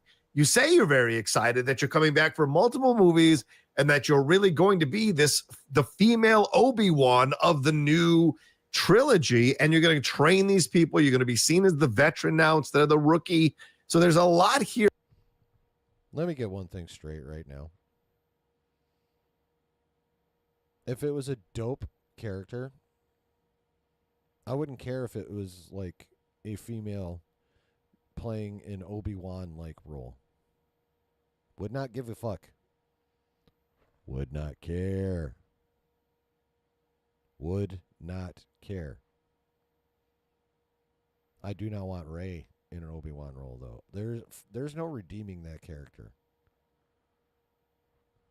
In my mind. I mean, the amount of work they would have to do in order to redeem that character, and not just for me, but for a shit ton of fans. That's a really, really big mountain to climb. And even if it could be done, I don't know that it could be done in time for anyone to, or well, more than just a few people to enjoy her in an Obi-Wan type of role. Here, and there's a lot more to explore. She's probably going to get more badass lightsaber fights. There's going to be new and interesting villains. There's going to be more fleshing out. Maybe she gets a romance. There's a lot to play with. And Daisy has certainly come along as an actress very strongly. So, and so I think this is a great situation. But yes, I agree with you. It stands to reason that she would be the Obi-Wan of this new trilogy. So what happens to her standalone film, though, Jeff? Does that get folded in? To me, this is the thing that I like. So people, I think a lot of people saw that trilogy news and they're like, oh, this means that the Rey movie is dead. Yeah. That may be true, right? But they did just hire a new writer. I don't know who that writer is. Right. They did just hire a new writer. And, you know, some people hit me up being like, could Kinberg be the new writer? No. Oh. These are separate things as far as I'm aware. Kinberg has his trilogy. Charmine's movie just hired a new writer. Right. And I wonder, is that the movie that sets her up as this Obi-Wan figure so that in the trilogy, right?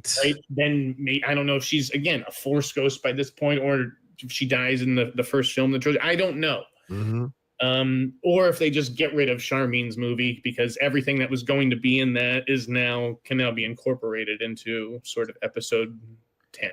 Right. Now, if they're going to do anything, what Jeff just said is exactly what you should do.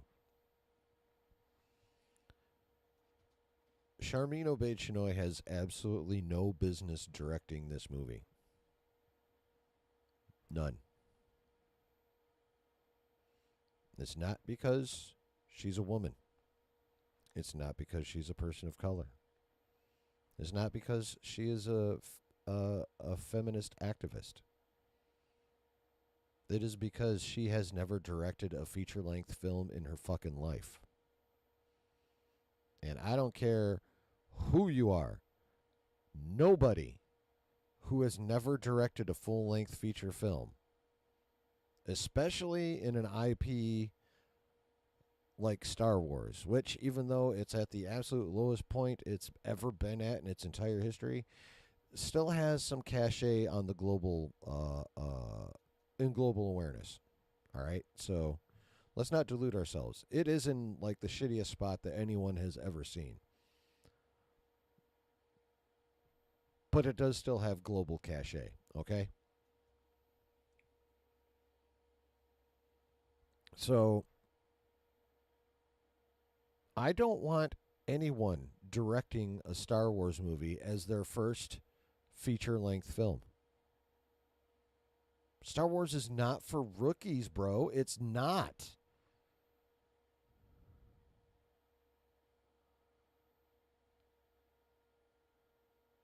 It's just not.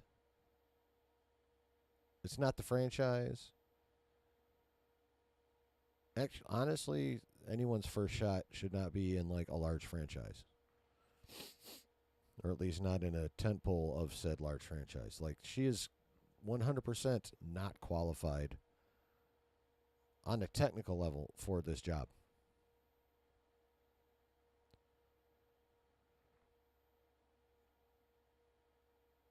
You thought she already signed the contract for the new film? Oh, I mean, she signed a contract to be in a movie.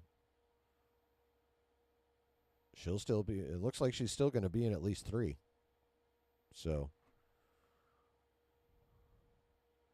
Oh yeah, Ben lied a lot to Luke. You're right, Matthew.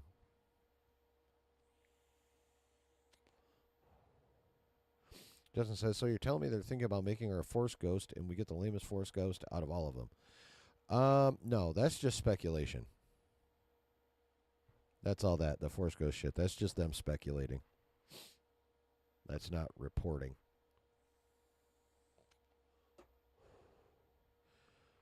But, yeah, I mean, that's the way they should go. Who knows what they'll do, but yeah. Yeah, the current solo Rey movie needs to be folded into the trilogy. Call it a day. Let Charmin go direct a different feature length film with a much smaller impact. She can work her way up. I mean, she gets a few successes under her belt. Come on back to Lucasfilm. I don't care. But no rookies, please, and thank you. Yeah, I mean, yeah, we were discussing it last night. I had two thoughts on it. And I think I agree with Jeff that the Rey movie would be the launching pad for this new trilogy, kind of maybe even introduce the characters that will be the main characters in terms of the younger characters in the new trilogy, with her like being in charge of them and what have you and guiding them.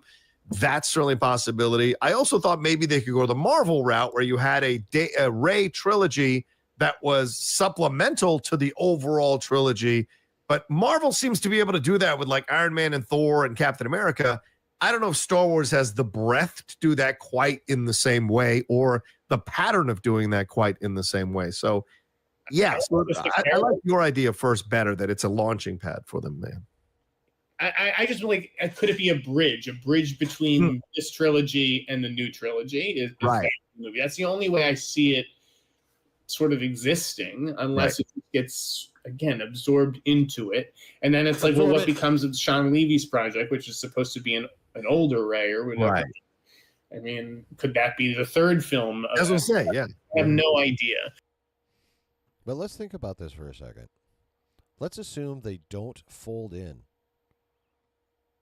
anything, right? So we were already talking about the Obeyed Shinoy Rey movie, right? Now we're looking at a trilogy where Rey's at a minimum going to be like an Obi-Wan-ish type figure. And then there's still the Sean Levy movie, who had an idea similar to Lindelof's about a somewhat older version of Rey. So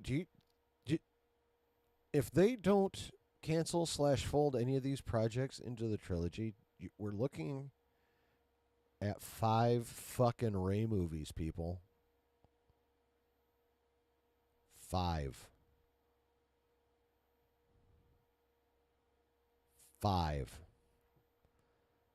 It's been an interesting week, Griff. I'll just leave it there. Good week at work, though. I love my new job. But yeah, if nothing is canceled or eliminated or folded in to this trilogy, we could potentially be looking at being buried in 5 Rey movies.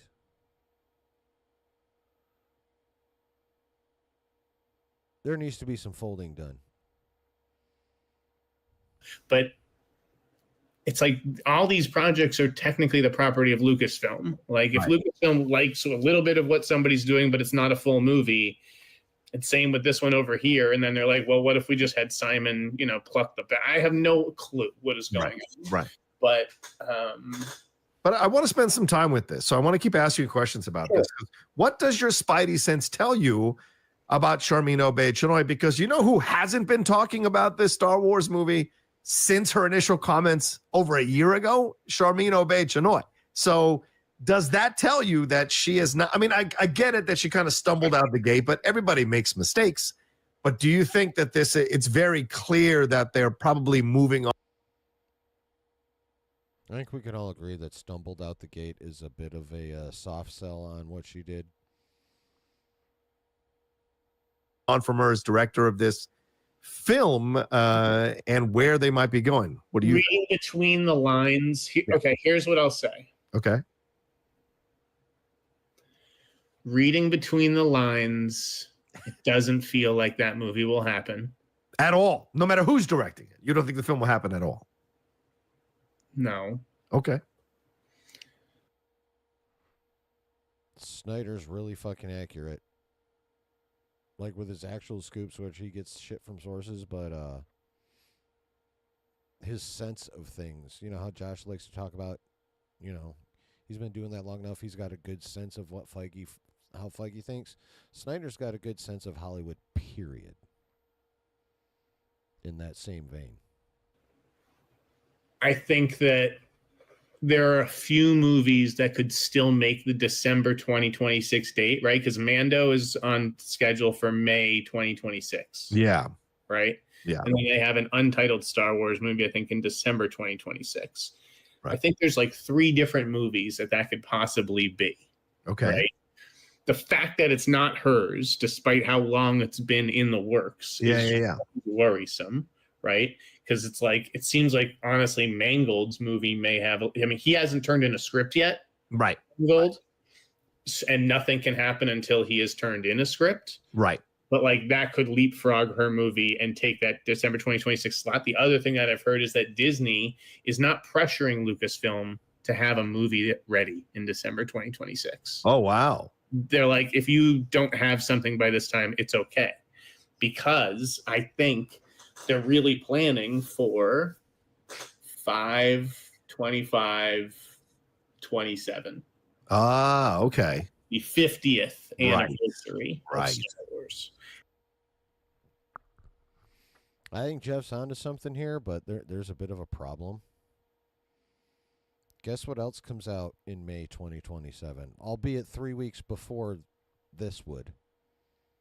Assuming Jeff's right and they're going to drop a big old Star Wars movie on the 25th anniversary or the 50th anniversary of Star Wars, which only makes 100% complete sense. But guess what? Guess what comes out 3 weeks before that on May the 7th, 2027?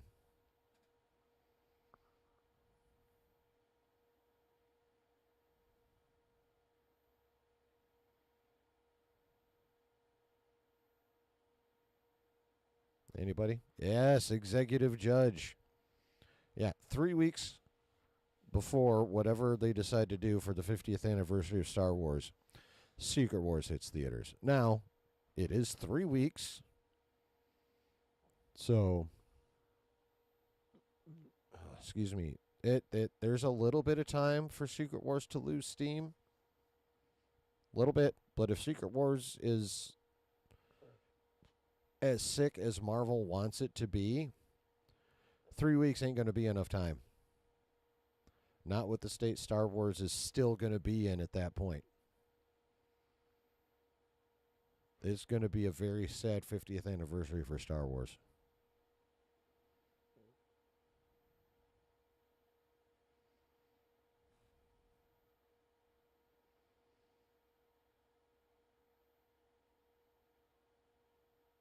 Oh no, JJ. There's no way in fuck they would ask J.J. Abrams to come back for that shit. There is no way in hell. Matthew says, I'm convinced the Favreau and Filoni projects get made and nothing else. Maybe the Sean Levy thing happens as a long shot. Well, literally no one talking about this is talking about the Filoni movie. His name hasn't even come up. Delta Dan says, I heard the trilogy has nothing to do with Rey. I think Aaliyah Aloha said Variety said that some Lucasfilm execs didn't know about that quote. Well, the way Jeff's putting it is technically the trilogy won't be a Rey trilogy. She'll be playing more of an Obi-Wan like role. So, you know, around but not the focus. So, whether they're directly focused on her or focused on somebody else with her around, she won't be around. David says, could you not have a rookie writer but have overseers like Favreau and Filoni to keep them on track, just not KK? A rookie writer is a lot more acceptable to me than a rookie director.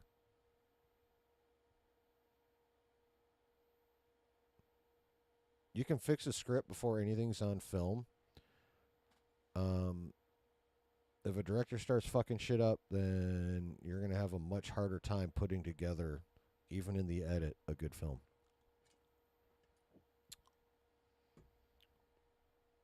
They should remaster the original cut from 77 for the 50th. Hell yeah, they should, Matthew.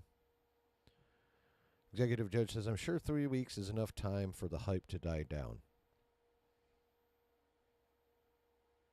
If it's anywhere even close to Endgame levels, no. And Marvel wants something bigger than that.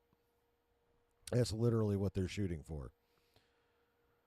So, under normal circumstances, I would say 3 weeks is plenty of time.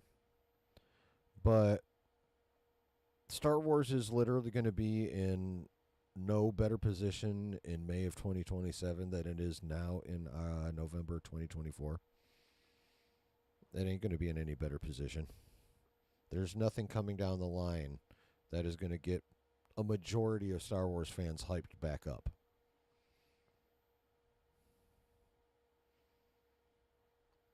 No, they would need 3 months.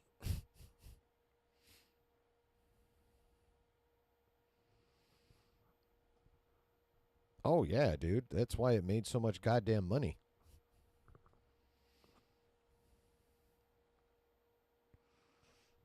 Oh, I got that right there. I don't need to fuck around with that.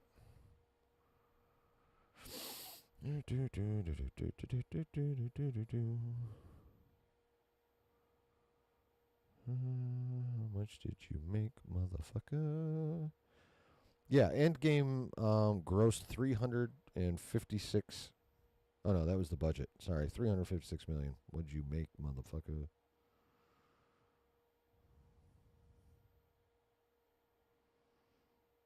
Oh, it grossed basically 2.8 billion. Yeah, you got long-lasting hype to make almost $3 billion. Matthew says, Lucasfilm is being very cautious, almost like they are scared. Solo bombing and Dial of Destiny has them confused and with no direction. They had no cohesive plan or story for the sequel trilogy. They've never had a direction. There's been some attempts and failures, but they've really never had a direction. Oh, Brooke, if Doom rips Thanos' spine out, Predator style, like he did, people are going to lose. Even normies who have no idea the history of that, just because of how cool it is, will lose their shit. Everyone will lose their shit. Everyone would lose their shit.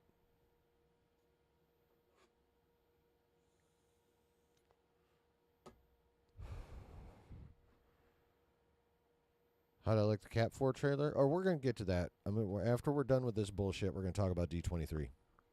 But I liked it. And that is when I think you introduce Simon Kinberg's trilogy.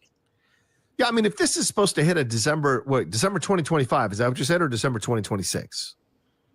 There's an untitled Star Wars movie for December 2026, and you would think that would be the Rey movie, given that is like furthest along developmentally. You know.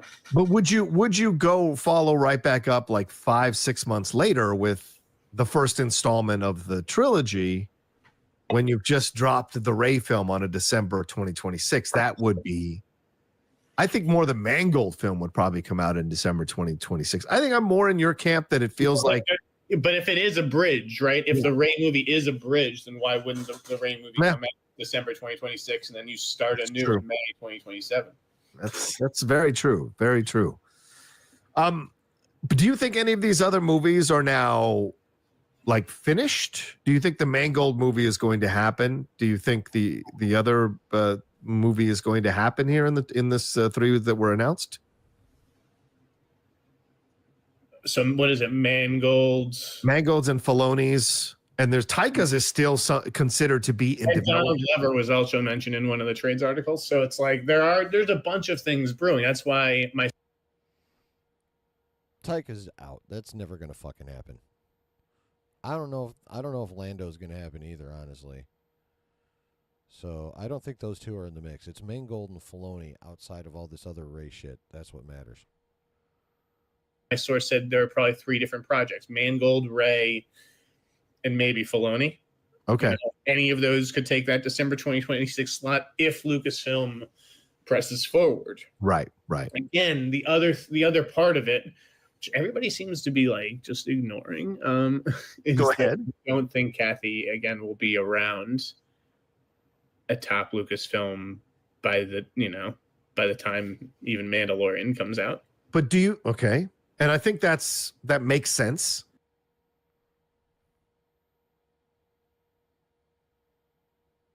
Please be right. But do you think that she's going to pull an Amy Pascal? Yes. And that she's going to be the executive producer, but not be under Lucasfilm officially as an employee, but more as a hired outside gun? Is that what you like Pascal was for the Spider-Verse movies? And what I sense right now, I get the idea, and maybe she just walks away entirely. Yeah. But it would just be so easy for her to be like, I'm now the producer on these movies. Right. Do you think Fleming said that because, like, from his source, he hears that Kathleen is absolutely going to produce these films, or that there's no way those films would happen without Kathleen producing them because she's currently in charge of Lucasfilm right now? I'm confused. Did he add that in the story to say, like, well, what did he add? What Kathleen Kennedy would be producing this trilogy? She always produced. She produces anyways. Like she produced Force Awakens. Well, yeah. But that's what I'm getting at. Do you think? Did he say that because that's just logical and she's going to be in charge of Lucasfilm? Or did he say that because she will be attached whether she's at Lucasfilm or not? Like, that's a big part. Yes. Okay. Just like if Kevin Feige got caught doing something crazy and he got the boot from Marvel, like, I think he'd still be, I mean, unless they really needed his name off of, the movie, he'd still be a producer. Even if he just he's like, I can't run Marvel and I can't be managing people, like I'm overwhelmed.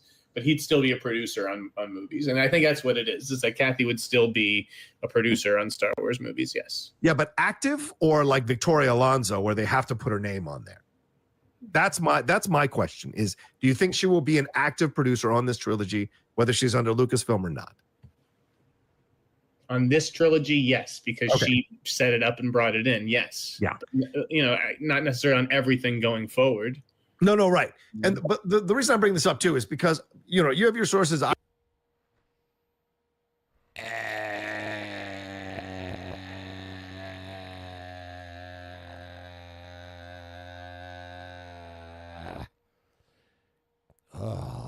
Bitch is like herpes. She just keeps popping up. But that's also that's definitely not an unusual practice. Like, if you're involved enough and then, like, you leave a company, you're still going to get your whatever credit on projects that'll come out for years, and you will get paid for all of them. Like, her getting her name on a producer credit, getting her producer credit on all these movies, like, she could literally walk out of Lucasfilm tomorrow, but she's going to get paid for all of them motherfuckers. For that producer credit. She's basically setting up an unemployment plan for herself.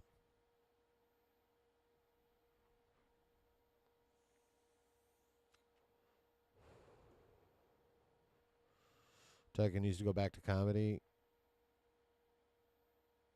Well, he needs to go back to not touching Marvel and Star Wars. That's for damn sure. Or God, go back to not touching Marvel and just never touch Star Wars. Man, this is Lando movie after Solo could work. You need Han Solo. Still not sold on Alden. Alden Ehrenreich was actually, he was not the problem with that movie. He was not the problem with that movie. I'm not saying he was like fucking awesome by any stretch, but the failings of that movie, he's way down on the list. Filmmakers will bring their own producers too. Like if Ryan Johnson's coming in, it'll be like Ron Bergman producing. Right. You know what I mean? Go on. No, I was just saying, because from what I've heard from my sources, I know you have your sources too, and maybe they'll contradict, is that it's Kathleen Kennedy who's really wanted a female-led Star Wars movie. And news. Her, with Rey coming in here, essentially, in essence, being one of the main leads, she gets what she wants and she produces it. So it makes sense that she would want to produce this trilogy, and it would focus on Rey being a massive part of the trilogy. And Daisy Ridley has said that it's Kathleen who pitched her, Kathleen who convinced her. Oh yeah, Griff, her name's all over the place, bro. And she's still getting a check for every one of those fucking projects.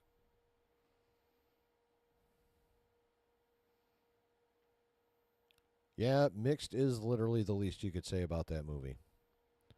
I say plenty more, like it's the worst MCU movie ever created.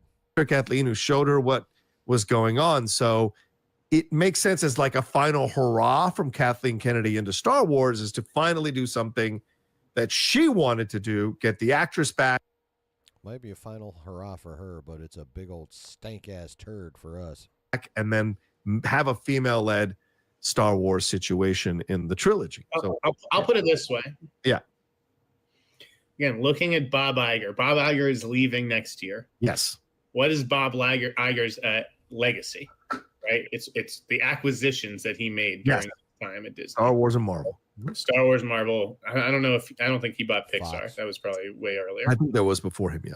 But anyways, those are like the three fucking Tiffany brands at Disney, right? Yeah.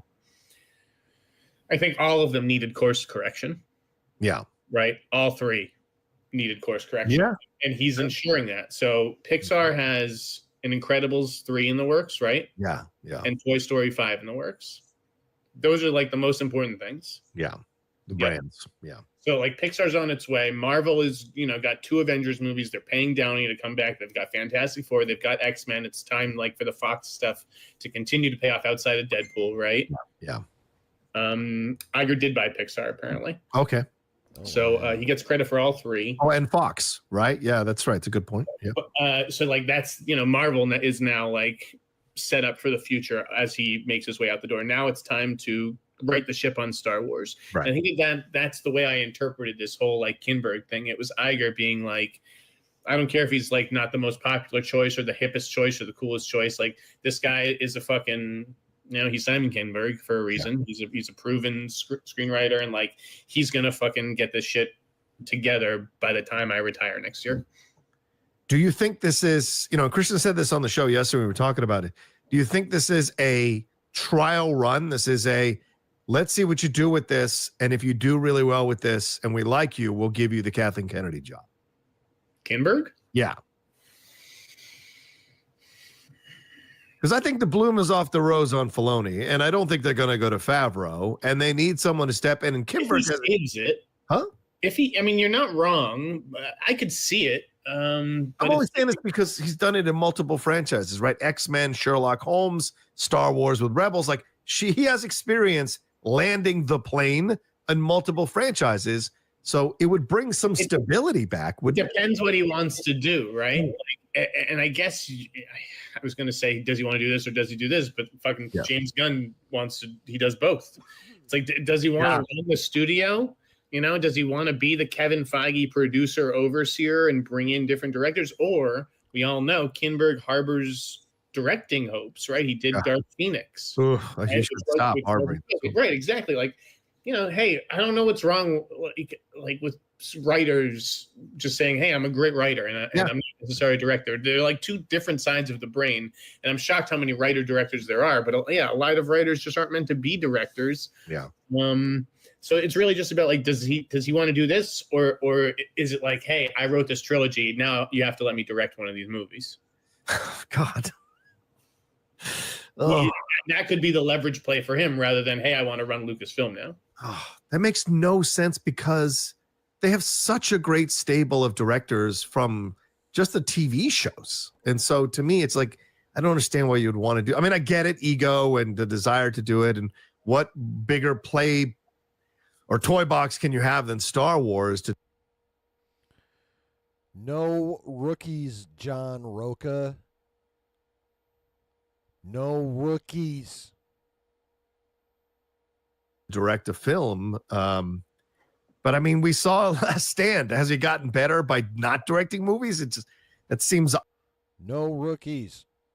Odd to consider that as a possibility, but I guess certainly ego in Hollywood is part of it. But so does this feel though? Let's pull it all the way back in a macro scope.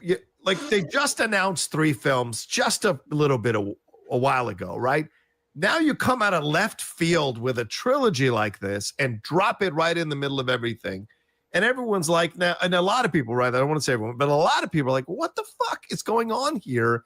We don't know what the plan is. Yup. No one fucking knows what the hell's going on over there, including them. We don't know what the direction is. And a lot of them want to go back to the old days where it was George, and then every few years it was a movie, every few years a movie. Like now it just feels like there's all this stuff and it becomes overwhelming and too much, and it seems like it's diluting the brand. Does this, dropping it like this, does this make you feel like this is still, or this is reaffirm the feeling that Star Wars is a bit like all over the place and lost and scattered? Or does it feel like this is actually a plan? I think it's all over the place, dude. It's such a mess, and but I also understand where it's like, well, okay, if this is the plan, we've got Mangold and we've got, you know, Obey Chinoy and Filoni. Like, when are we getting back to the episodes? When are we getting back to telling the story? Like, this needs to be an ongoing story, right? We can't just end it there, and that's why I think, you know, there needs to be a link. Yeah. And Boris left himself an out too. Like, Boris was real adamant about it being about new characters and new story. And it's like, again, obviously, duh. Right. But he left himself that out in the story, that it doesn't mean that, you know, some characters couldn't come back. Yeah, obviously they are. So like, It's not a completely new thing. There's going to be a tie to it. And I believe, I'm told by my very reliable source, that tie will be Daisy Ridley. Yeah. Yeah. And that makes all the sense in the world. Again, that's why she would be talking about how excited she is about coming back. It's more than just coming back for one thing. It's a chance to right the ship, maybe in a way. Do you think her husband is the new writer coming out of Magpie and people's responses to Magpie? Do you think it could be him for the Ridley film, for the Rey film? No? You think? I have no idea who it is. Right. The only thing that I'll say about the writer is that I expect them to be older. Okay. All right. Fair point. Now, with Kinberg, maybe this is my last question because we spent 25 minutes on this. But and for those of you watching, thank you so much. We got 500 of you watching. Please make sure you subscribe to the channel down below. Hit the bell button. Leave us your thoughts. And, of course, subscribe to Jeff's newsletter at the. Do that for me, too, folks. Hit all them damn buttons, please. TheInsider.com. But, Jeff, with do you think they brought in Kinberg? Because, look, Kinberg just produced Deadpool and Wolverine. Who directed that movie? Sean Levy. Do you think that he has a track record with working with some strong directors throughout his time in Hollywood? And do you think maybe bringing him in is a way to maybe calm some directors down, or maybe some directors who weren't ready to jump into the the Star Wars fray are like reconsidering their possibility? And can you blame them for being like, why the fuck would I want to do that shit? I don't blame them. Or any writers or actors who might not want to dive in, see someone like Kinberg who has a track record of being solid in a lot of franchises, and they give it a second look. Do you think that was maybe part of hiring him? Or was it just that he came in with like this great story and it was undeniable and they had to give him a trilogy? Because remember, she gave Rian Johnson a trilogy. We haven't seen 1 second of that.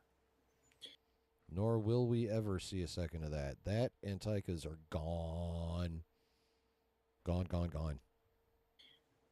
Again, there's two arguments to be made. Like, I can't call Kinberg a hack. Like, this guy's been around. He's been doing it since the 90s, right? Like, it'd be pretty insulting to just like write him off because he wrote like a bad movie. And God knows, like, that all these movies go through about 7,000 different hands, right? That's true. So, like, while he doesn't like escape the blame, like, it's also more complicated than his resume may suggest. Yeah. So, but the fact is, he's like a reliable hire. Yes. I just like it again. I wish that Kathy had made a bolder hire, but I understand this one given what's at stake.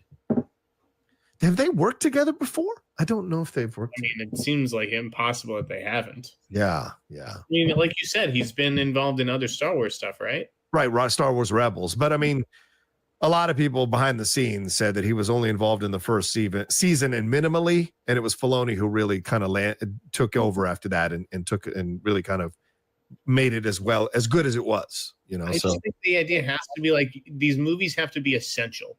Yeah. And the Ray movie, even if it ends up being real, like it doesn't feel essential. Yeah.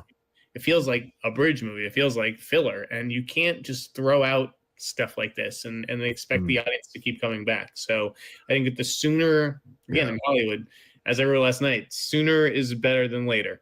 And they are, I think, are in a rush to get back to episodes and have that first episode out by May 25th, 2027. Wow.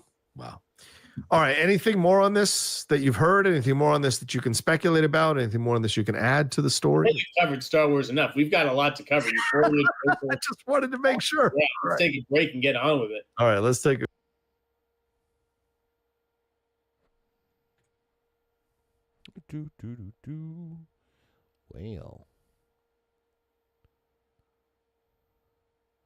Well. What is happening? We can get on with it. All right, let's take a Oh, don't fucking start with me. All right, you want to play this fucking game? You motherfucker.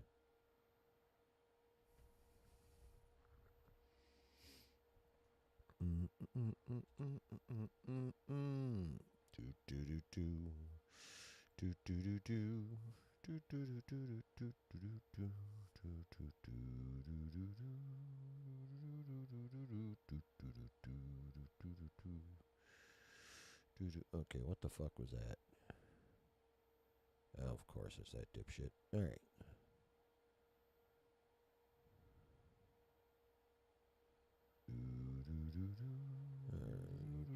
Mute. Cool.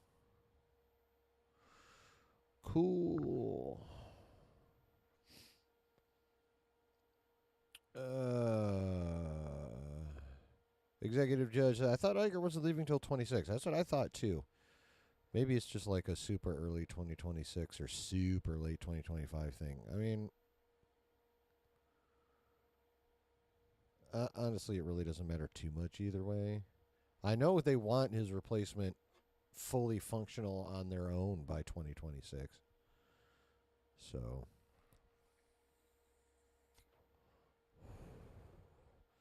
KK going to get retirement producers checks for 10 years at least. This franchise is dead. It's mostly dead, Princess Bride style. But what Star Wars is mostly dead. Matthew says Disney can't afford Ryan after the success of Knives Out, and he is super busy. Also, Star Wars fans would openly boycott his movie. Yeah, like, there's no way he's going to do. You're never going to see the Rian Johnson Star Wars trilogy. You're never going to see the Taika Waititi Star Wars movie.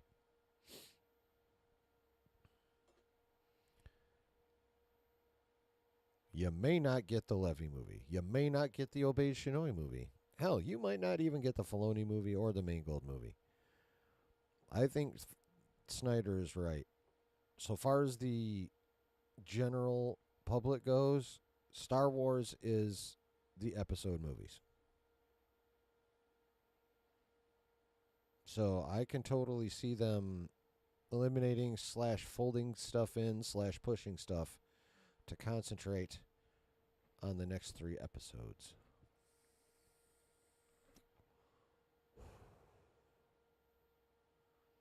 But the bottom line is, no matter who you talk to, pretty much,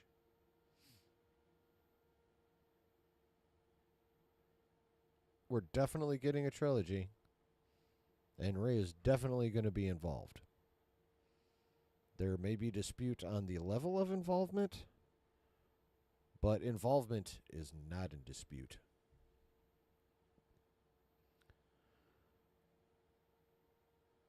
Matthew says, I'd watch another Steven Yedlin-made Star Wars with the same art direction, just not written by Ryan, or if directed by him, someone else's story, because he likes to subvert. Yes. He's famously quoted as saying he is happiest when his audience or when his movies piss off half the audience. That may be fun if you're making an indie movie, but that's not an attitude if you're writing for a four-corner IP. That's literally the exact opposite of the goal of making a project for a four-corner IP. Another Star Wars dub, says Justin. Yep.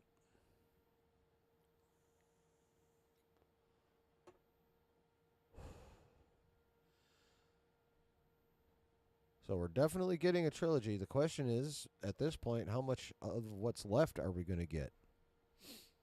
You know, we could be looking at, I don't know how they would do it.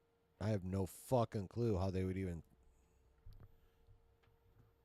I can't even begin to think about how they would pull this off. But we're looking at potentially, and we're definitely getting Mando and Grogu. That's set in stone. That's May 26th.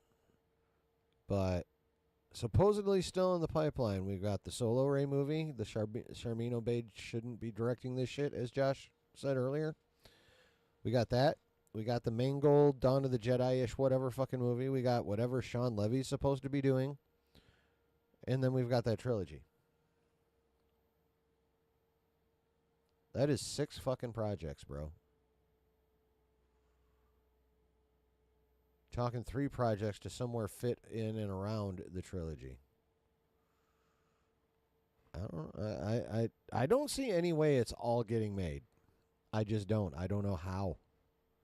At least not in a way that would make any kind of sense.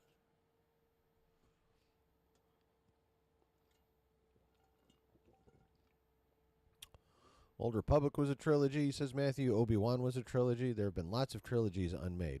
Yeah, but I firmly believe Jeff's right, and these are episodes. It's not just a trilogy thing. We're talking episodes.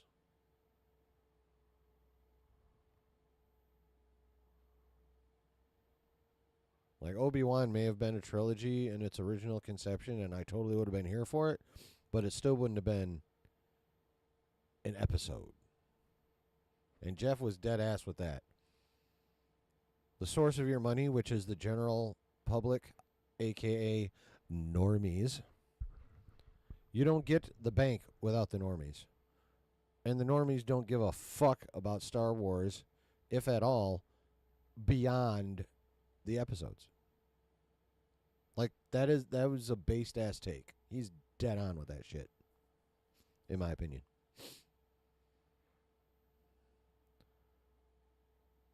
Sequel trilogy. Is there anything left of the old Lucas formula? If there is, Kathy buried it deep somewhere in a vault.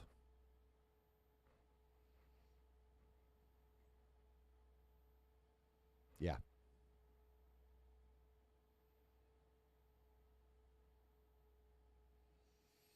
So I don't know. There's just no way they can pull all that shit off. So all their decisions they're going to make from this point forward is going to be based around that trilogy.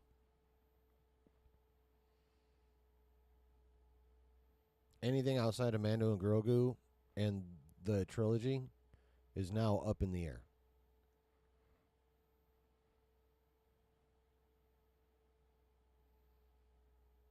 Because Lucasfilm, as ever, is like a box of chocolates. You never know what you're going to get.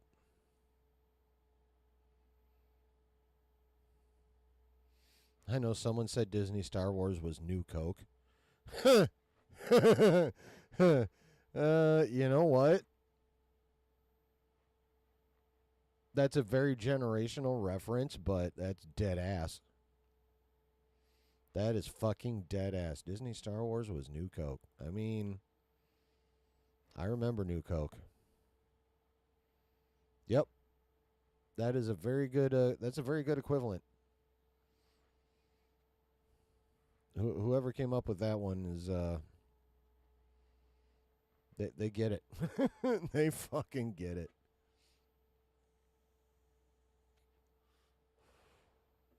New Coke bombed so hard they attempted to keep it going, but they also brought back. Remember when it was Coke, and then the new Coke formula, and then after that went to shit. It was Coca-Cola Classic. Y'all remember that shit? And people were like, "Fuck yeah, give me that Coke Classic." Well, guess what?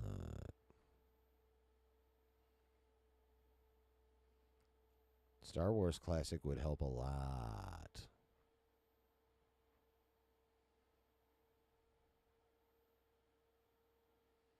That is such a good analogy. I need to remember that past this stream because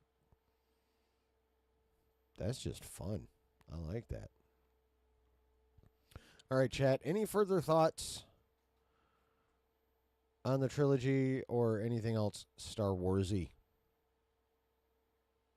Which, by the way, our next and final subject is going to be D23, but Star Wars didn't do shit, so after this, we are pretty much done talking about them. We will be talking about Marvel stuff that some people saw, stuff that everyone gets to see, courtesy of D23. And in about a month, there'll be more nerdiness happening in Brazil in the form of CCXP. At which I bet we get... There's supposed to be a strong DC presence at CCXP. Obviously, they're probably going to emphasize some Creature Commandos because that comes out next month. But a lot of prominent peoples are speculating that we are going to get our first Superman trailer, or at least a teaser, if not a full trailer, at CCXP. Matthew says, I have classic Star Wars. It was a novel line of the novelizations, the Han Solo trilogy and the Al Williamson comics. Now, see, I've got, and of course I want, like, a lot more, but I started having a reasonable chunk of the Star Wars novels. I've never read any of the comics.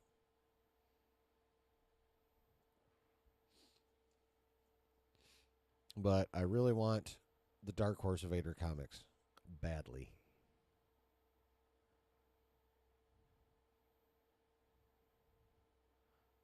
And I think some of the Marvel Vader comics were pretty decent too. Like an older run of them.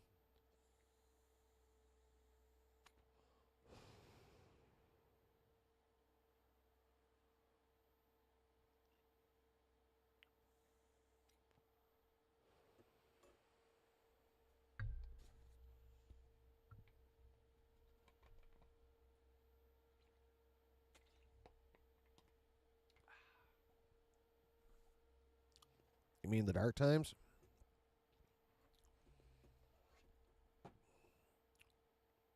Which Dark Times? There's been lots of Dark Times. Most of them in the last 12 years.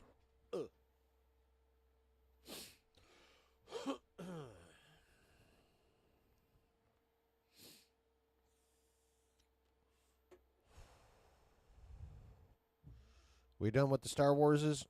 All right. I'm totally fine with that. Totally, dude. Totally fine with that, man. All right.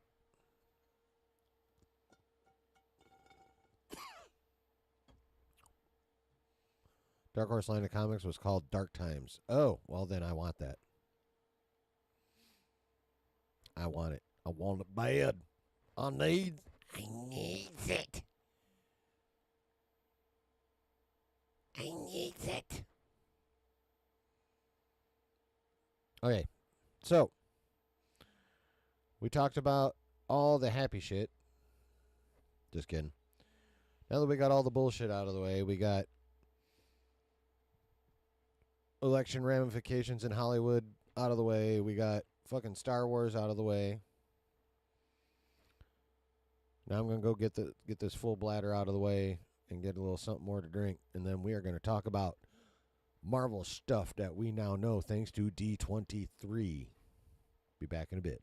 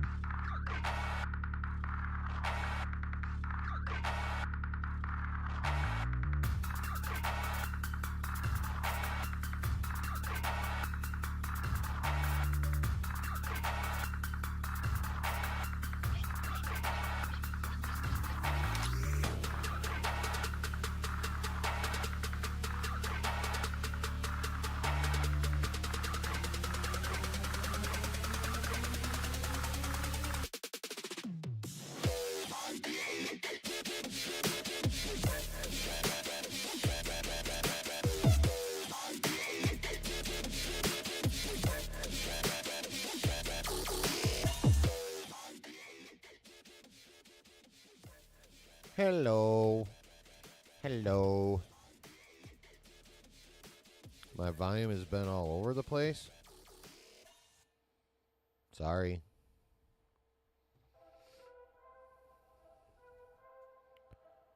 Fuck my sources. I wish I had sources. You're about to play some Apex. Nice. C-Dub, my guy. Matthew says, Harrison is good as the president a few times, but I was not feeling the new trailer of Brave New World. The editing left a lot to be desired. The previous one was better. CGI seems more refined, though. I liked it. And y'all should be jealous right now because Mrs. Chillin made brown butter chocolate chip cookies, and they're fucking phenomenal.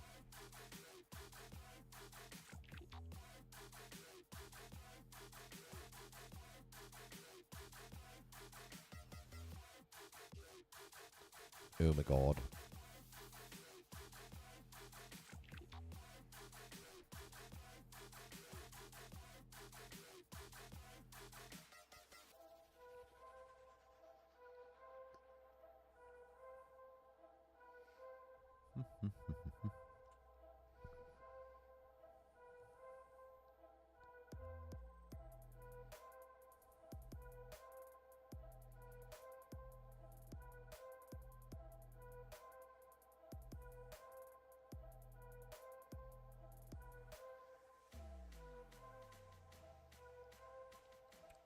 Where'd we go? Where did we go? So, as part of the Marvel presentation at D23, we got a couple trailers, bro. Got a trailer for Cap 4.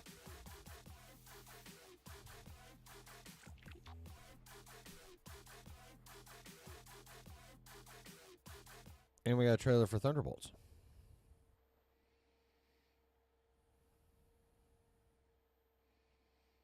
Yes, they do that a lot, Matthew. You're right. Oh, it's not living up to Winter Soldier. There's just no way in fucking hell that's going to happen. But if they made it good enough, that's all I care about.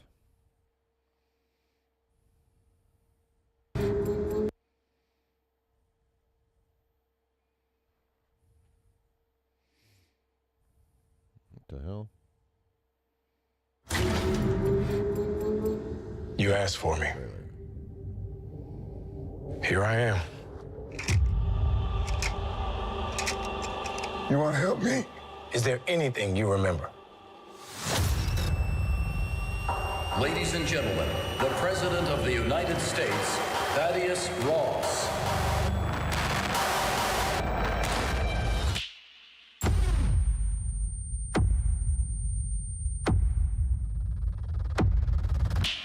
Whatever this is, Cap, be careful.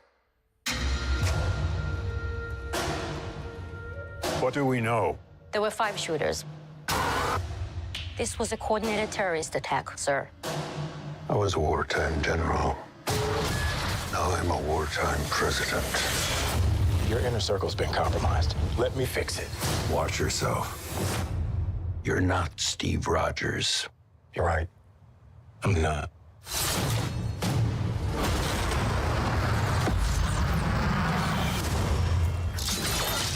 Wait for it.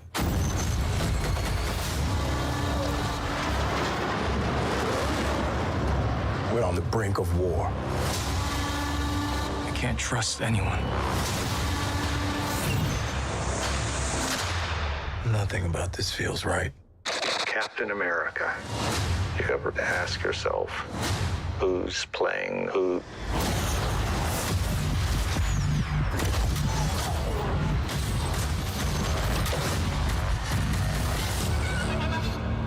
Someone's been pulling the strings on everything. You're under arrest? I don't want a variable out there that I can't control. Stop! Captain America caught without his wings. You like to play dress up and blindly execute the state's orders. Don't say I didn't warn you. What if this is a trap? You don't even know what this is.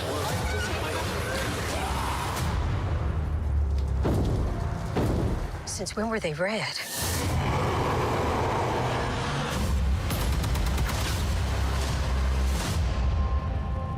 You want me? Come and get me!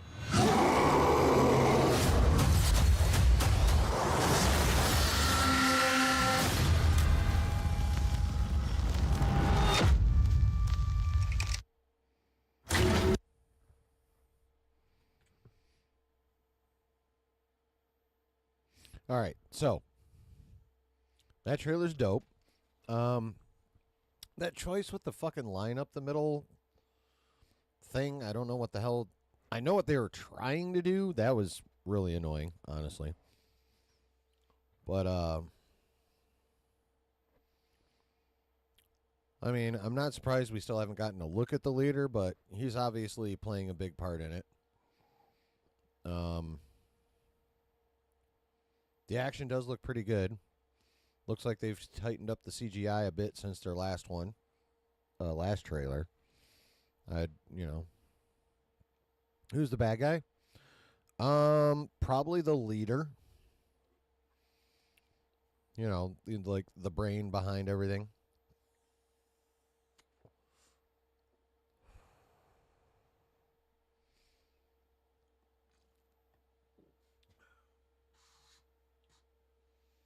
But yeah, the action looked good. I mean, they're definitely trying to play up the cloak and daggerness of it all. For sure.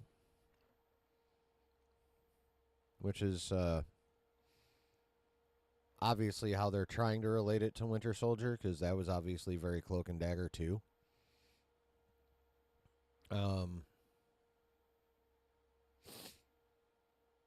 So they're obviously trying to play that up. You know, giant conspiracy theory, all that shit, the brain behind everything. Exactly.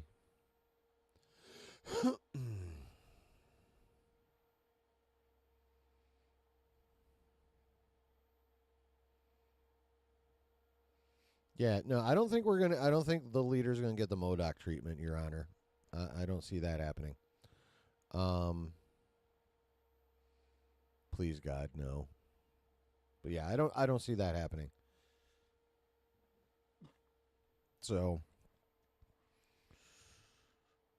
now what's got me curious, I'm gonna mute it. We don't really need to listen to it again. But what's got me curious is, all right, look at the length of Isaiah Bradley's hair here, right? Now, I'm pretty sure there's a good shot.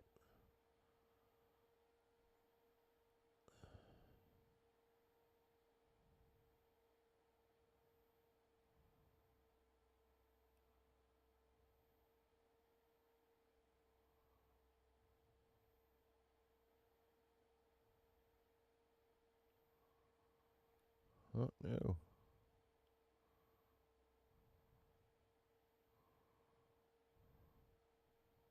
His hair ain't anywhere near that long right here. Look at that. So I feel like there's going to be some kind of...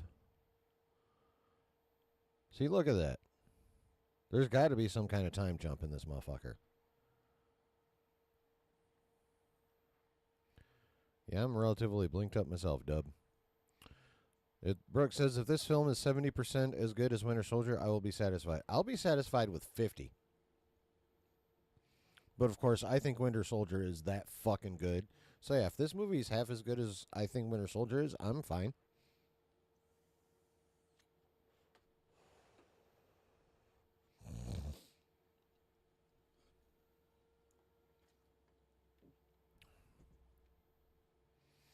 But, yeah, I mean, what do you guys think? Doesn't that look like it? Gotta go, it's getting light outside? Right. I'll leave stream on so I can go to sleep listening to your dulcet tones. Why, thank you. I'm glad you enjoyed your time here on the Chillin' at Night Network. Sleep well. Sweet dreams. We'll see you next time.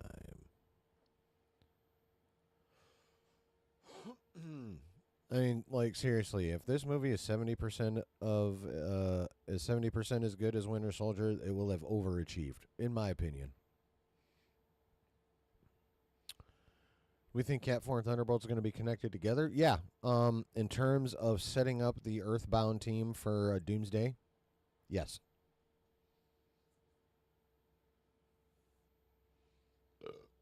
That setting up the Earthbound team for Doomsday. That is the connection between these two movies.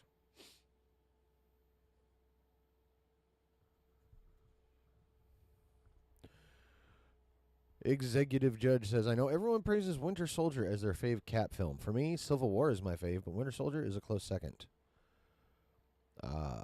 Brave New World could become third place for me if it's just as good. Well, for me, Winter Soldier isn't just my favorite Cap movie. It is the best MCU movie I think they've put on screen.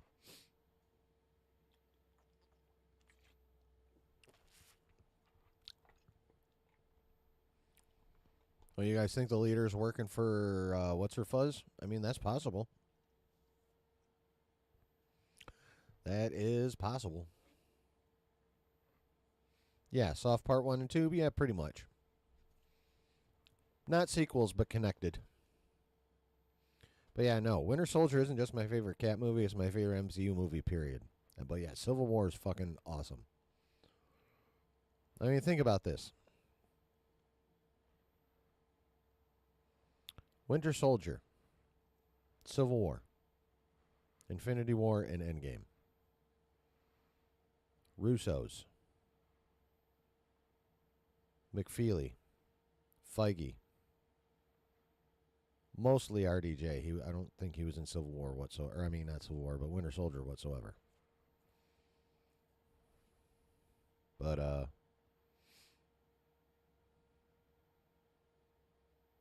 mean, there's a reason those motherfuckers are that good. Yeah. What do you guys think, though? I mean, that has to be a time jump, right? Break this down a little bit, because that's what we'd like to do.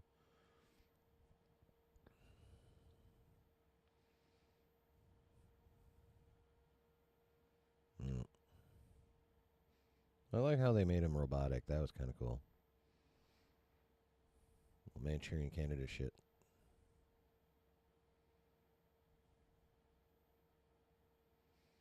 Yeah, like there's got to be at least, what,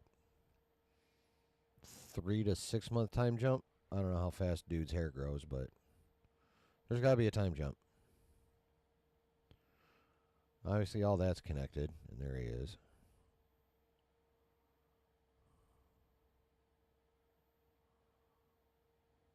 Let's see. Yeah, this is dumb. I don't like that.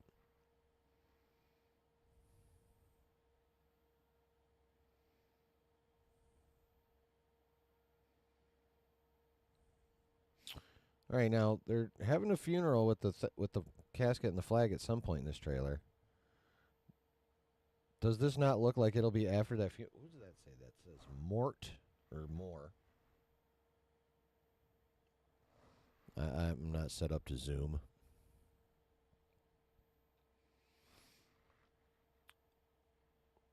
But to me, this feels like it's after the funeral scene. I feel like all this shit's in the beginning. Or towards the beginning.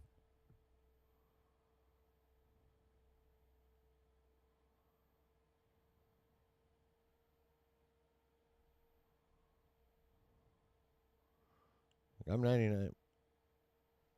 I like this, though. The concussion from his sonic boom on the way down, that was pretty sweet.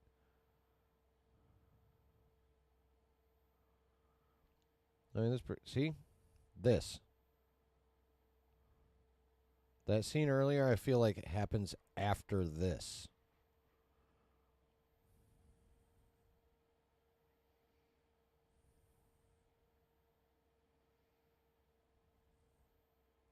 Was that a red glow already right there? He was looking like he didn't feel that well, and there was a red glow. Come on. Was it before that? It was before that. God damn it. Yeah, that. No, is that just a reflection of something else overall, or is this like, is this going to be our first indicator of what's happening with Thaddeus Ross? Because it looks like he's reddening up, and look at them eyeballs.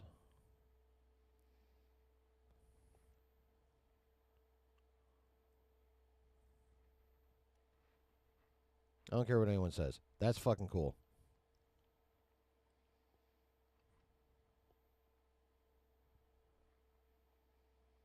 So that's, ooh, who was there? That was him, Falcon, and was there a third person? Is that one chick?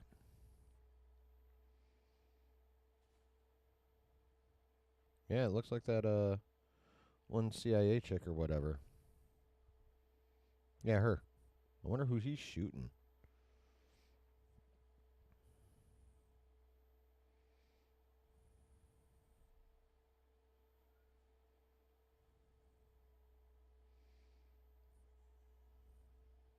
And then, of course,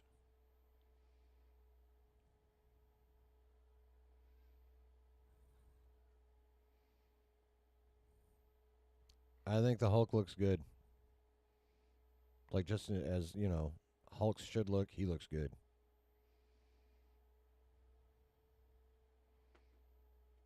That's a slick fucking move. I mean, it's similar to the bus cut that Doctor Strange did in Multiverse of Madness. Or Wong, or whichever one of them did. Hey, buddy. That's my baby. But it's still fucking cool.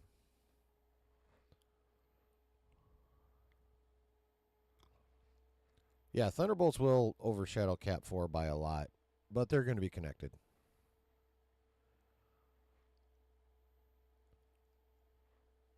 Hair grows about an inch per month. So a couple months in there at least then.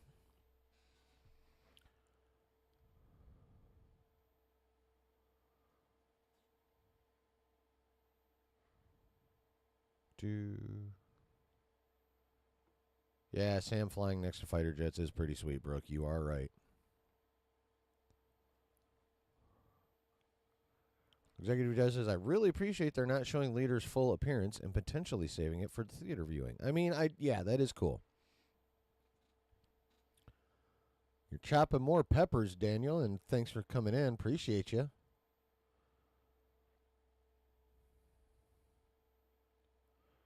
Why are these photographers not more scared? I mean, they've been dealing with, like, alien invasions and all that fun shit for a while.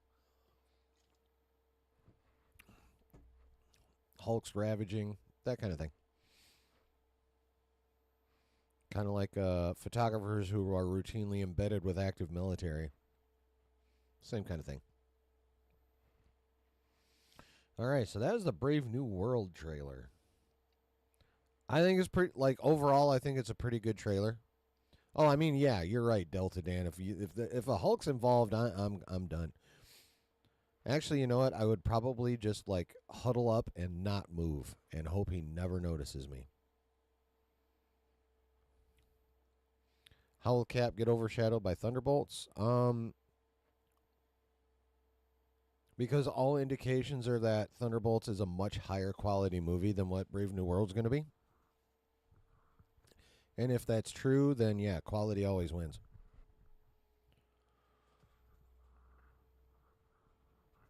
And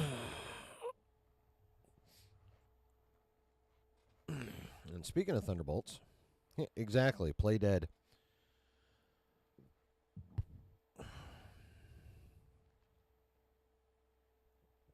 We are going to check that trailer out next.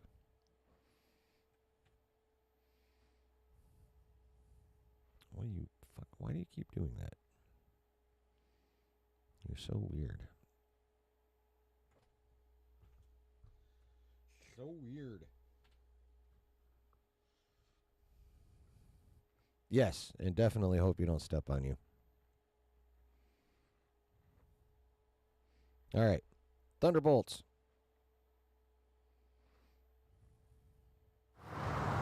Oh, America's so big. You ever drive through Oklahoma? It's so flat. You got a convoy approaching fast. Step on it.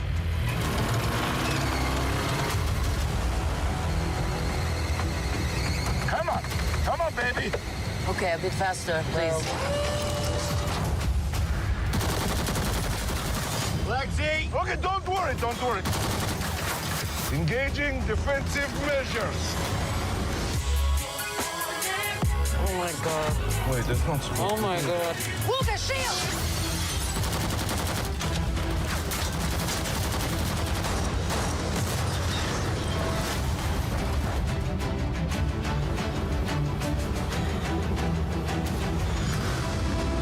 Hell yeah. Is that Bucky? It's a Winter Soldier. That guy is so cool.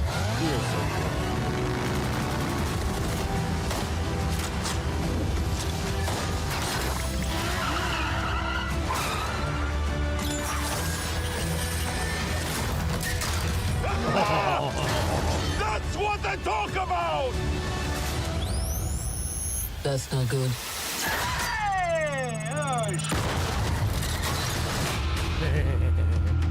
How crazy is it to think of all the monumental fights that happened exactly here where you're standing? I mean, Yeah, that's Stark Tower. That's the bar where Tony threatened Loki. the place wasn't cheap, but it's got good optics. Look at you. You are all so adorable. Eat shit, Valentina. Make up your mind. The assignment is... Oh, wait, hang on. Sorry, I love Possum Kingdom. That song's fucking dope.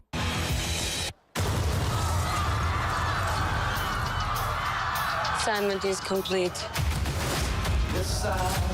What kind of super serum did you get? I don't know, regular. Hydra. Hydra. Oh, fancy. Who is this old Santa? The Red Guardian.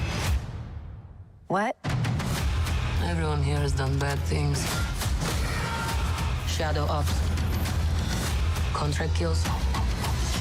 And you, former Red Room assassin. God only knows the blood on your hands. Pretty ludicrous coming from the dime store Captain America. I'll have you know I was actually the official Captain America, so. Yeah, for like 2 seconds. It's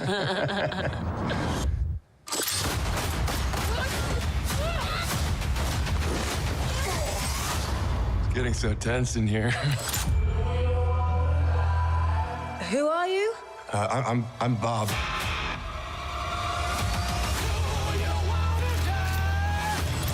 We're just drifting. And we don't have purpose. You can't escape the past. So you can either do something about it now, or live with it forever. So what, do we all just punch and shoot?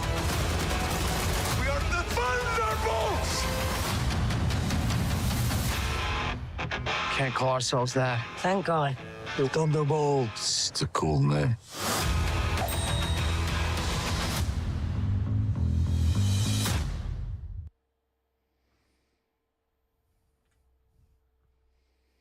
Yeah. That looks good, y'all. That looks good. What do you guys think?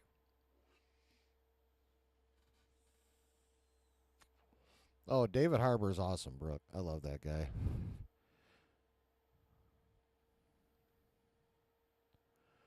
Yeah, I think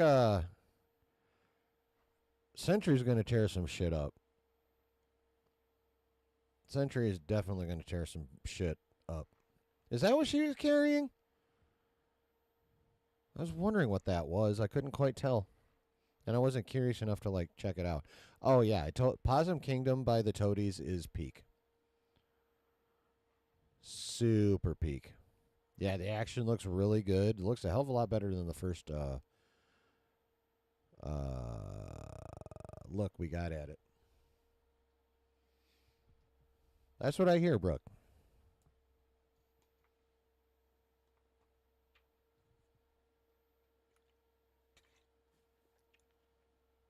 Seems next year is going to be mostly pretty grounded projects minus Fantastic Four.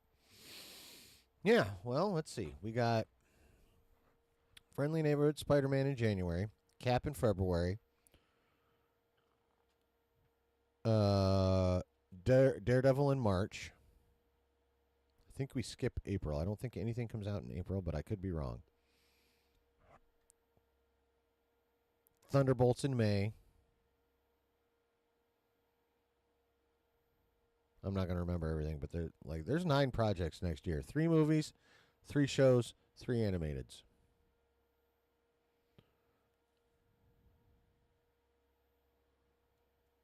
Where'd I leave off? Oh, yeah, May. Thunderbolts. I feel like there's... I don't know, but then Fantastic Four, and that's it for movies. Supposed to get Wonder Man. What's the other live action show good? Oh, yeah. We're supposed to get Ironheart. And then the 3rd animated show is Eyes of Wakanda. What are you doing, you little dick? Yeah, you. What are you doing? What are you doing? Don't look at me like that. What are you doing? Stop it. I love my cat.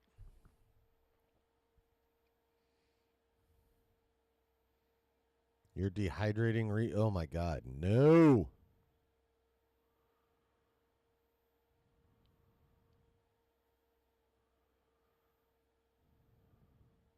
But yeah, there's a lot of shit. And mind you, that's just Marvel.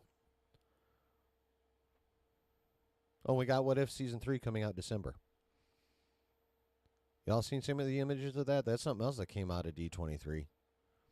We're getting Mjolnir wielding Storm, bro. And it's the same lady that's been voicing her since the original X-Men animated series. That's still her. I can't remember her name offhand. So we're getting Storm with her original voice actor wielding Mjolnir. Bro.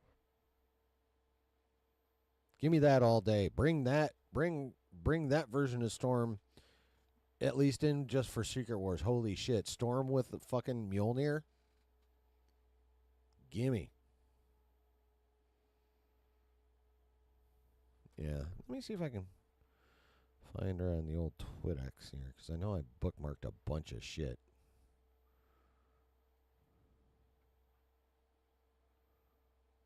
I know I bookmarked a bunch of shit.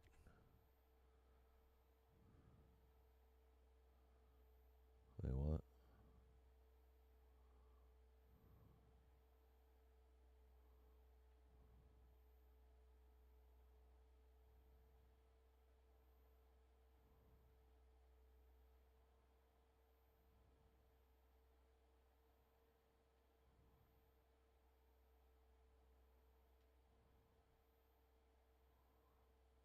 What the fuck?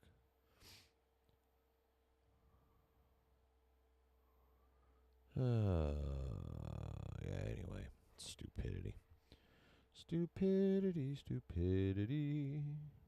Womp. Let's see what I can find.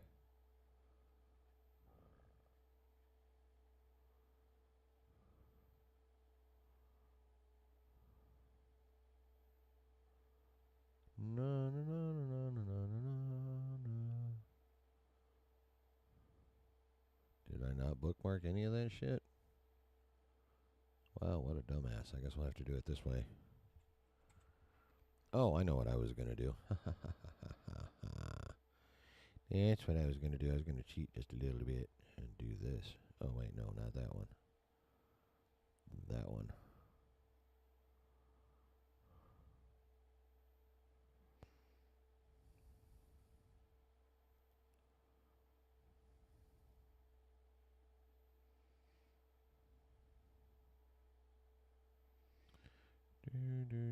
Do.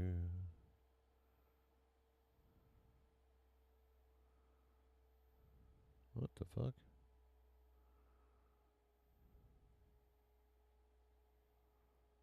Okay, so yeah, that's that.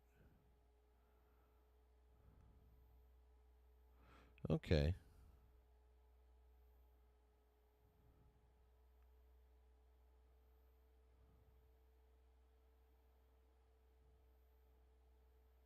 All right, so they got to see a little bit of X-Men 97 Season 2 footage. They got to see.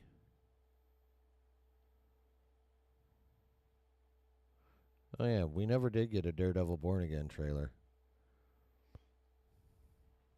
And when a lot of people thought we were going to, it's lame. Ooh, Magneto gets a beard. What if Season 3 shows Uatu and multiple Watchers? That'll be fun. Kahori's back. Mex, interesting. White Vision.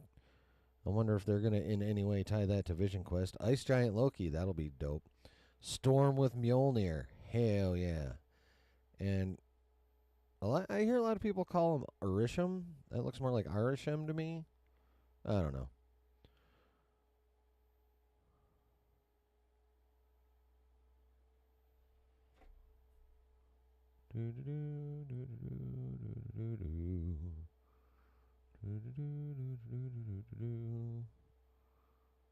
So, yeah, Warner Brothers, Discovery Games and Pictures will be present at the event. CCXP. Yeah, a lot of people think that, Alex. So, the Eternals will be back. Yes, they will. In an X-Men title movie. Need Storm with T'Challa in the MCU? Hell yeah. Faux show. That would be dope. Yes, I would love to see the Maker as well. That dude is awesomely evil. So what did those trailers do anything for you guys? Is your hype level up for either of those two movies? Was it just, okay, cool trailers, but, you know, I still feel how I felt before I saw them? Personally, my hype level's up for both movies now. Although it wasn't hard to raise my hype level for Cap 4 since it was barely there in the first place. You know what I'm saying? It wasn't really there, and then I saw it. So. But that's all I got for plans to talk about stuff. I had to speculate on negative shit, but we ended with Marvel. And we ended with dope trailers. And we ended with a little bit of news from D23. Although I got to admit, I was expecting more. I was definitely expecting a Daredevil trailer. I'm very surprised we didn't get one of those. Maybe, well, no, actually, I don't even know if they're going to be at CCXP. I don't think so. I don't think they're going to have a big presence. I have to check on that. But yeah, I am definitely bummed we did not get a Daredevil trailer. Frank, I'm actually a little surprised. I feel like they got it, like, it premieres in March. Like March 4th or March 9th or some shit like that. We need, I mean, yes, did we get a decent chunk of Daredevil footage in that fucking summary video of all the crap they're dumping on us next year? Oh, damn, Feige said a lot of shit. I should make a video about that. Anyway, sorry, rambling.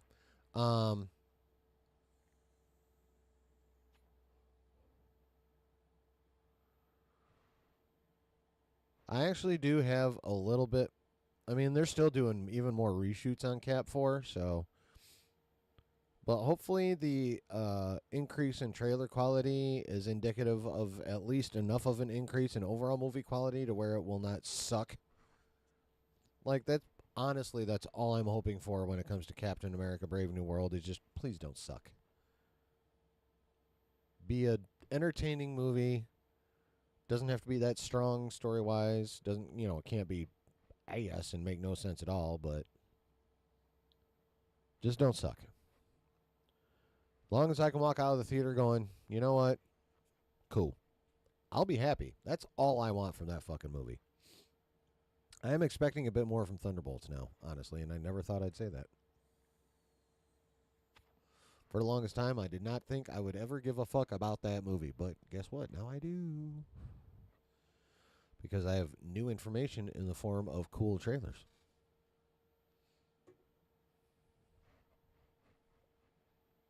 So what y'all think? Questions, comments, concerns, random thoughts? Anything like that? Because I'm kind of starting to think I'm about getting out of here. I'm starting to get a little tired. There's a couple things I want to check out before I go to bed.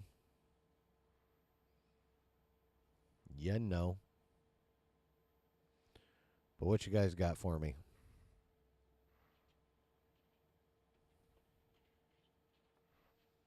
Stop it.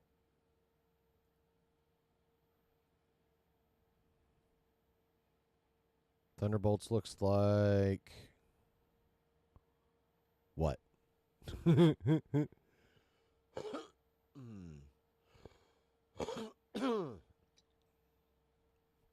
Oh, I'm definitely going to go see both of them. Like, I'm going to go see fucking Ray movie trilogy fucking bullshit when it comes out. Just in case it's actually decent. Like, I want Star Wars to be fucking good. Like, I want all this shit to be good. I'm not shitting on it for fun. I don't shit on this stuff. When I shit on stuff, I don't shit on it because, like, I'm grifting or trying to be a hate baiter, weak-ass, low-hanging fruit motherfucker.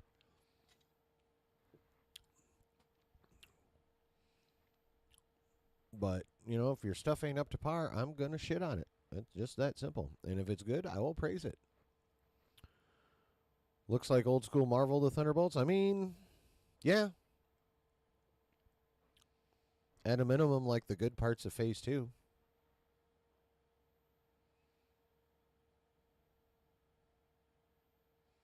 I mean, high tier Phase 2, low tier Phase 3. I'm a sucker for punishment, and I respect that. I mean, yeah, kind of. I guess I do have a bit of a masochistic streak in me.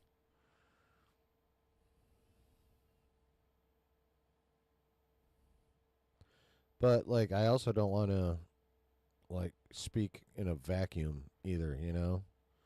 I don't want to just hop on a hate train and without actually having any kind of knowledge. You know what I mean? At least not when it comes to stuff like that. Like, I am perfectly fine taking people's word for it on Madam Web. Fuck that movie. You know, some things is painfully obvious you can take the general word for, but other things that are, like, of actual concern to me, like Star Wars, because I loved Star Wars since I was very young.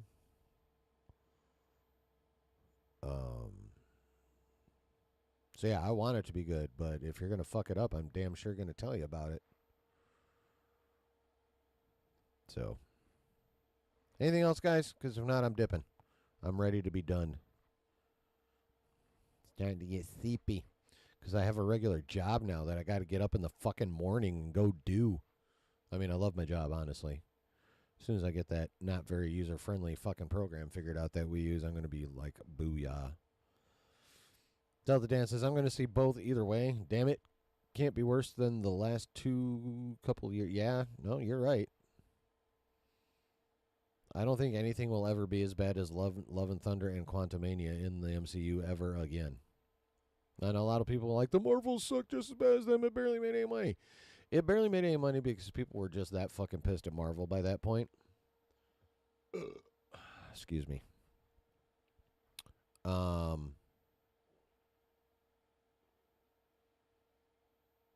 Kind of like a lot of Solo's failure was due to the blowback from The Last Jedi. The failure of the Marvels in the box office, or that extreme level of failure, was more due to a fan statement than the actual quality of the movie. Now, it was not good, but it was not only making $200 million bad either. There are definitely worse MCU movies than the Marvels. Do I work retail? Not anymore. No, I'm working at a call center now. Thanks, Dan. Appreciate you. Nope, I work in a call center now. I worked retail for a little bit, and I'd avoided it my whole life until that point, and I'm never doing it again. So, all right, y'all. Much love. I'm outie. I'm tired. I can go relax, watch some fights or some shit, smoke some weed, you know, all the good stuff. Thank you all for being here. I love you guys. You guys are bomb. You're a bomb-ass community, and I feel honored and privileged that you guys are willing to hang here and listen to me yap about this stuff. Curious to see if Cap 4 with Mackie will be received as well as Black Panther was.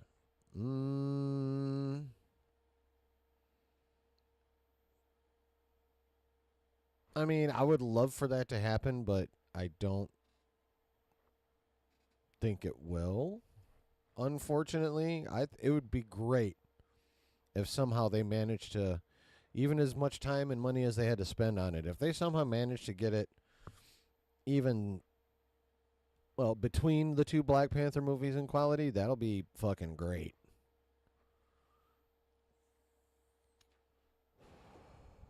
That's for damn sure. So, anywho, my undying gratitude to you all for hanging out with me. I love hanging out with you. Have a good rest of your weekend. Black Panther was huge. And we will see you later. Peace.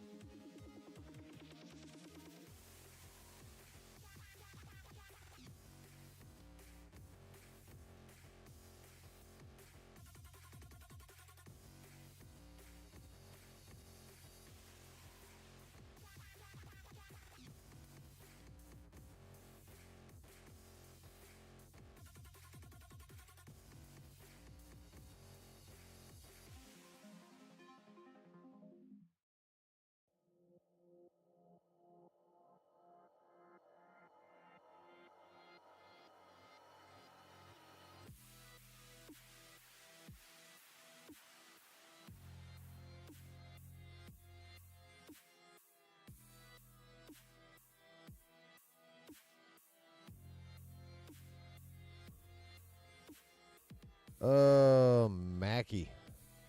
Yeah, he could use some Avengers help. Well, the first Captain America movie didn't have any other Avengers because he's the first one. Black Widow was in Winter Soldier, so was Nick Fury. Obviously, Civil War was just super full of Avengers. So, but yeah, Mackie could use some, a little bit of assistance. He doesn't need a fucking ton. But yeah, a little bit of assistance would be warranted as well. It'd be cool. I don't know. We'll see. I just, again, as long as all the reshoots actually result in at least something decent, I'm Gucci. So, all right. Once again, I must express my undying gratitude that anyone would hang out with me.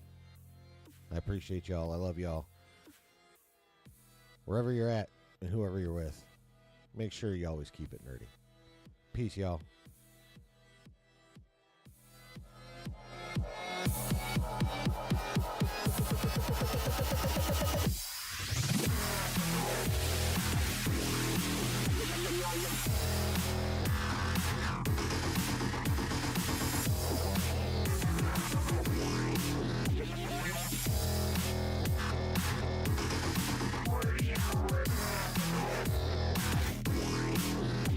Yeah.